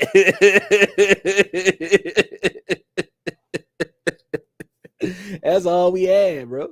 And back in them days, TV went off. Now TV 24/7. TV used to go off after us. You knew it was time to take your behind the bed because the last broadcast said, and that's all we have for tonight. And then they'll tune out. And when they tune out, all you had was static on the TV. and fuzzies all over the place. That's it. That's it. And when they started doing color TV, it had the color bar go across the screen, and then it would have the static up there, and that was it. And you just knew you wasn't getting no more TV till about 6, 7 o'clock in the morning. The first thing they're gonna come on TV, the damn news. It's hot outside, it's cold outside. Grab your coat, take your kids outside. That's it. With the national freaking anthem. You know, we knew that national anthem before we knew we could kneel to it.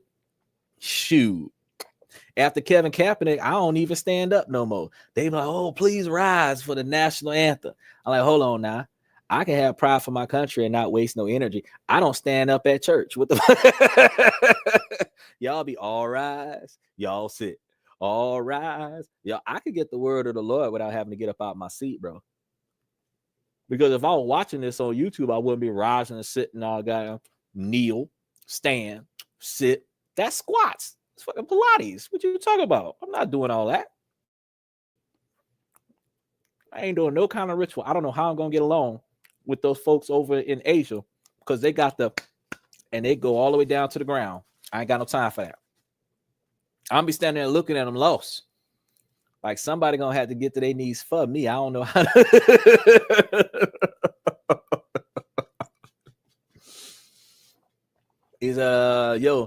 Do you guys remember when there was full service stations and the young men would come out, wash your windshield, fill up your car, and check your oil?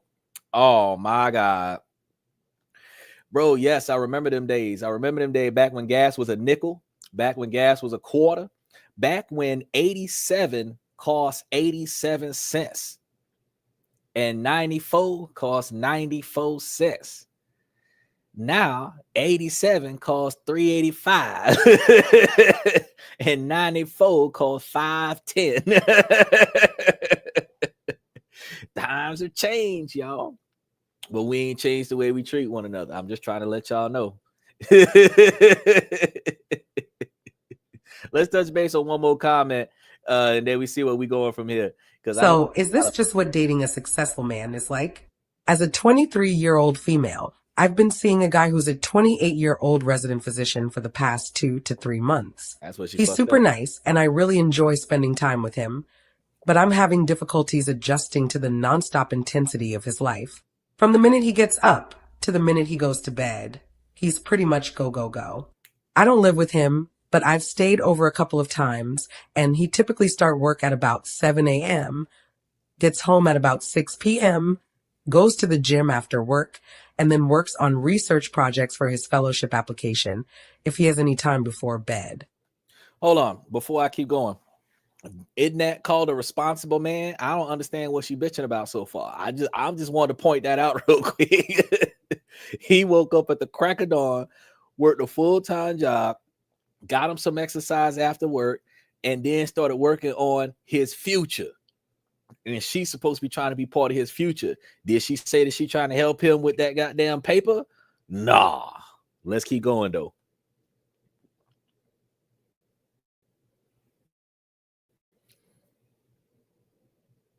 That's literally his life 6 days a week. And it doesn't seem to bother him that he has basically zero time to do anything other than work, study, and exercise. He gets one day off per week. And to be fair, he does always dedicate that day to spending time with me and always plan something fun for us to do. So what's she bitching about? The one day at the REIT, he giving it to her. That's his day off. And the rest of the time he working on his future. She over here bitching. But that's called a routine. He said, got my shit, Rabbit's Tricks for Kids cereal. We gonna be sitting over here eating cereal, watching these people talk shit. But I'm used to having someone that I can just sort of do nothing with, like lounging and watching Netflix and just enjoying one another's company. I don't really get to do that with him. Even on his off days, he's planning activities for us to do so he can optimize his free time. This might sound weird, but it almost feels like it's less of a relationship and that I'm a sort of hobby for him, something he engages with one day a week to enjoy himself. If I want to see him during the week, I either have to go to his work or go to his apartment, but even then it's either working out with him or me sitting around whilst he works on research. Is this just the reality of dating very type A? Driven people? Can someone like me, who isn't massively career driven and enjoys a slower paced life where I prioritize my social life and free time, realistically be compatible with someone like this in the long term? No. When I was 24, I Hold accidentally on. No. And the reason why is because he's driven for success. And at the end of the day, you just saying what, Bayside? Because I might have missed one of your comments because I didn't see nothing before that just saying. But real quick, no, you're not going to be able to make nothing with that man because that man driving for his success. You don't give a shit about his success. If you gave a shit about his success, you'd be doing research with him. You would be helping him with his success. You got to go. You need to show him that you want to be in his life. So you got to take your ass over to his house. He's already successful. He's over there working in a hospital already. He meets your expectations. Do you meet his? You ain't running his bath water, rubbing his back. You got to bring him lunch on a job. You got to make yourself useful with this man. That's exactly what she's showing. She's showing that she's deaf for the ride, but she wanted entertainment, and she does not have that entertainment from him. She doesn't have his undivided attention, and because she doesn't have that, she's unsatisfied. But the money that she's getting from him in a relationship, because if a man's got extra money, they typically spend it on the woman. He planning all these trips and vacations and holidays and all the shit for her on his only day off now. So if they get married, what's going to happen? He going to get up in the morning, do stuff for her, go to work, come back, go to the gym, come back to the house. When he finished with all of his residency, that's going to free up 4 to 8 more hours a day that he going to be spending with her. She going to be lounging on the couch, enjoying his estate. But she not contributing to his success. And she's depressed that he's not spending enough time with her for her to feel valued and validated. I don't agree with that type of behavior. She needs to find something else to do with her day so that she can be more productive for him. Otherwise, she would do better finding a man that sit on the couch or sit on a porch, smoke weed all day, and go sit by the gas station and sell weed all day, and then come back to the house with the money that he didn't lose rolling dice while he was selling weed all day, and then live with that guy, because that guy ain't got no ambition. That guy ain't got no drive. But the guy that you got right now got ambition and drive. You're supposed to find somebody better than you. And if you find somebody better than you, that person is going to be harder driven than you. That person is going to be more motivated than you. That person is going to have more things going on than you. And in order for you to learn from that person, that means you got to do more. If you find a man that's got more shit going on than what you got, and it's not conflict, it's progress. That conflict, the lack of conflict and the enactment of progress requires you to say, well, shit, I ain't got nothing to do but sit on the couch and watch Netflix. Let me get on the computer and start looking into the research that he got going on, because I could learn something from that shit. Guess what you could be doing since you ain't got nothing else to do besides sit on the couch and watch TV all day? Take your ass to school and get a degree with him. That way, when he graduate, you can graduate too. Then y'all can both get a job doing something together. Then you can spend more time with your man because y'all both at the same place at the same time. I don't understand why you want the finished product, but you don't want to work with the startup and make them the finished product. Why you're disappointed at the college student that's working a full-time job and making himself successful, but you want the rich man that becomes from that college student that's working a full-time job. I don't understand why women would prefer the rich man date the Chris Brown man instead of finding a broke man that wants to be a rich man and then work with that man to become rich. I just gave y'all for the past 2 months a format where a woman making 40, 50,000 a year can partner with a man making 40 or 50,000 a year and make themselves a millionaire inside of 10 years just by taking her 40,000 that she don't spend on her life and put it towards stocks and bonds. And I just gave you the dividend rotation strategy where her 40 grand would be turned into 95 grand every year. And that means that you will be pulling back 100 grand off of every 40 grand that you add up, which means that over the course of 10 years, doubling your money at 160%, you would end up with $1 million in less than 10 years. So you find this man, it takes 6 to 8 years to get out of college. You find him, you stick with him, and you flip the money. By the time he get out of college, he will be rich and you will be rich too, goddamn it. I don't understand why you sitting over here being a bitch about the fact that he ain't got no time for you. If he ain't got no time for you because he's studying STEM projects, you should be studying real estate. You should be studying stock markets. You should be studying damn cryptocurrency and Bitcoin and shit. Find something to do to make yourself valuable to this relationship, because while you sitting over here twiddling your thumbs, enjoying life, when you turn 40, 45, 55, you have no value as a female. The man has value at 55. The women have value 18 to 40. And that sucks, but that is the truth. A 20-year-old man ain't got no value for a woman if he ain't got no inheritance. But a 55-year-old man that got his finances together is valuable to all women. A woman that has passed menopause only has companionship value to a man that is not looking for children, which is less than half the men. A woman that is not willing to cooperate with the man's ability to succeed, the man's objective, is not going to be valuable to any man at any age. Because if you're not agreeing with what I'm trying to do and I'm trying to be successful, then you're not agreeing with me. And I ain't trying to get down with that.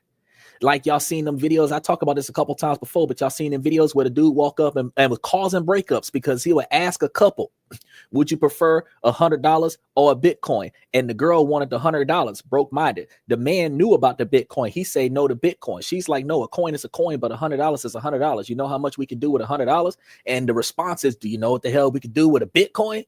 Shit. And now that Bitcoin is over $100,000, if he would have got a Bitcoin that day, he would have had $100,000 for one Bitcoin instead of $100 bill.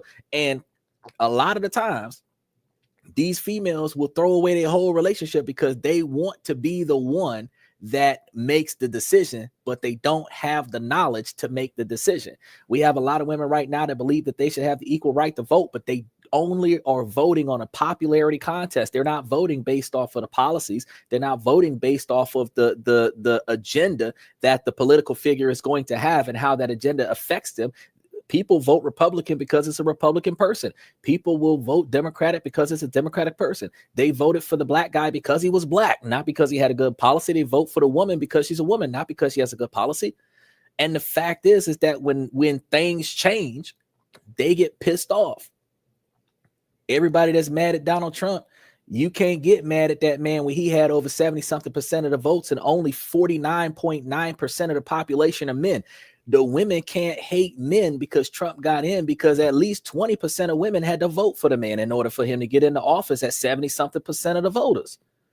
How you gonna get mad? You feel me? The LGBTQ community, 15% of the population, some of them voted Republican. They're mad at everything that's happening with the transgender laws and stuff. But guess what? Some of y'all LGBTQ people voted that man in, and he said he was going to take care of y'all as soon as he got in office. Y'all don't pay attention to what's in y'all best interest, and then y'all get mad when shit don't go y'all way. This woman got a good man, and she need to tighten up on that. Z said 10 minutes with you, a woman would go crazy. Bro, I ain't no cap. If a female was on my level, she either gonna learn something and she gonna stick with it, or she gonna recognize that this is just too much knowledge and she gonna walk off. He said, I like Taco Bell taco. I like the Taco Supremes too. But the fact is, it's why I got so much water up here. But the fact is, we can't continue to allow ourselves to stay stuck. So that's why I got this podcast. It's a male-driven podcast from the male's perspective, fellas. I'm going to give information for the ladies so that the ladies can learn some shit. But I'm also doing this for y'all because as men, if we was the ones to come off of our non-negotiable expectations for behavior, and we are the ones to dictate what we're not going to tolerate, with this woman that just came up on the show, and she was one of the ones that I was supposed to play last week, but we ran out of time. And I'm looking at, hey, this relationship ain't going to work for me. I would be the one to be able to let her know before she starts dragging me down because that's what this type of woman would do. She would complain that he don't got enough time for her. Then he would start trying to take more days off from work. Then he'll start trying to pass on finishing his STEM projects so that he can spend more time with her. Then he'll end up running out of time on his project. The quality of his project is not going to be as good as it could have been. His A going to end up being a B because he's spending more time with this B. He's going to spend less time at work. So his superior work performance is going to turn into a B grade work performance because he's over here working with this B, and his quality of life is going to deteriorate because he's putting more time into her. Women have to understand that a man spends 75% of his life to be the success that she is satisfied with. So if you met him before he made it, he's not there yet. 90% of his effort will go towards that success. So if you found somebody that ain't there yet, it is your responsibility to get there. He said, one love, people gotta get up early. I'm on my way out too, because I got something starting in about 6 minutes. Who did you learn from? That's a good question. It's always a pleasure, Bayside. It's always a pleasure. He said, who did you learn from? Well, look, I had mentors in my adult life. So I learned from a lot of people in college. But I went to college 10 years after I grew up. So I got into college at around like 27, right? Before 27, I learned from my own mistakes. I learned from the mistakes of watching other people mess up. And then after I got into college, I started doing research, and then I learned from the research that I was doing. Then after I got out of college and I realized that college was not a waste of my time, but it was a waste of my efforts because I couldn't use my degree for what I was trying to do. Then I started doing research on other things. Then when I started doing other research on other things and started applying the things that I learned from college to the things that I was learning outside of college, then I started learning other ways to get things through. And then when I started this podcast a couple years ago, and I started doing research every day on real world application, on real world behavior, and then I started coming to understand, hold on now, this is some bullshit that I did not pay attention to back in the day.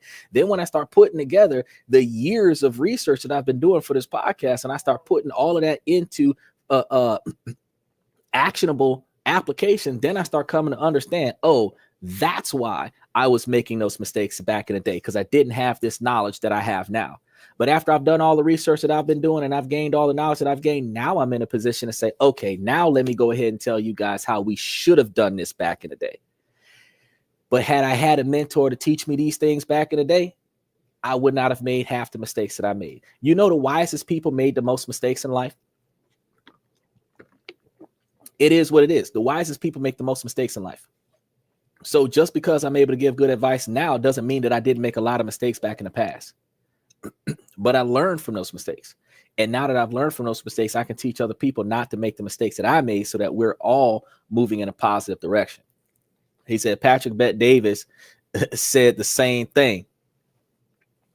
It is what it is. So look, I unfortunately have to cut the show short because I got something that I got to start in the next 4 minutes, and it's going to be a 4-minute outro. Any comments that you guys put into the comment section that are positive, special shout out to Bayside, Z, Mr. Satellite, Usman, Max Opposer, his dad, Joe, Reese Martinez, Joseph, and Talania. Any comments that y'all put in the comment section, y'all see them coming up here during the outro. We're live every night of the week, so y'all going to see me here tomorrow night. Tomorrow, we're going to be talking about money. We're going to be talking about money and politics. So when you come, whatever we throw up there tomorrow is going to be politically based, and we're probably going to have some financial base towards the back end. So I'm going to let y'all know what all's going on tomorrow. I want to thank you guys for coming to the show. Ladies, as long as the situation doesn't make sense, I'm going to keep asking y'all to make it make sense. So ladies, please make it make sense. And then fellas, again, we're not going to let the sun rise without going live. So keep an eye out for us tomorrow. We should start around about the same time that we started today, sometime between 11 and 11:30 Eastern Standard Time. So just note that you'll see us tomorrow. So I want to thank you guys for coming to this and that. Where we talk about this, that, and everything in between. Much love, Z. I'm definitely going to see you, brother. And I will see you guys tomorrow night. Let's see if we can get this to there.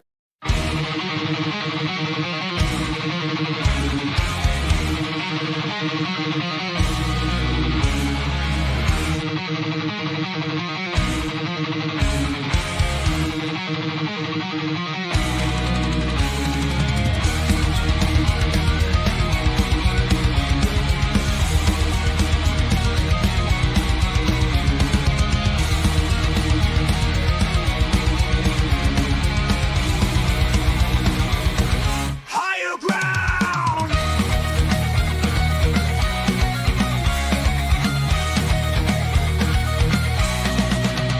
Used to chase validation, now I validate myself. Building inner strength, putting doubt upon the shelf. No more unnecessary drama, no more wasted time. Climbing higher, constantly making my own climb. Standing on higher ground where excellence is found. My potential knows no bounds, raising the bar, breaking ground.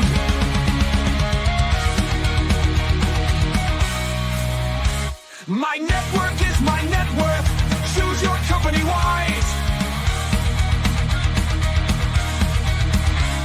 Surround yourself with eagles, not with sheep in disguise.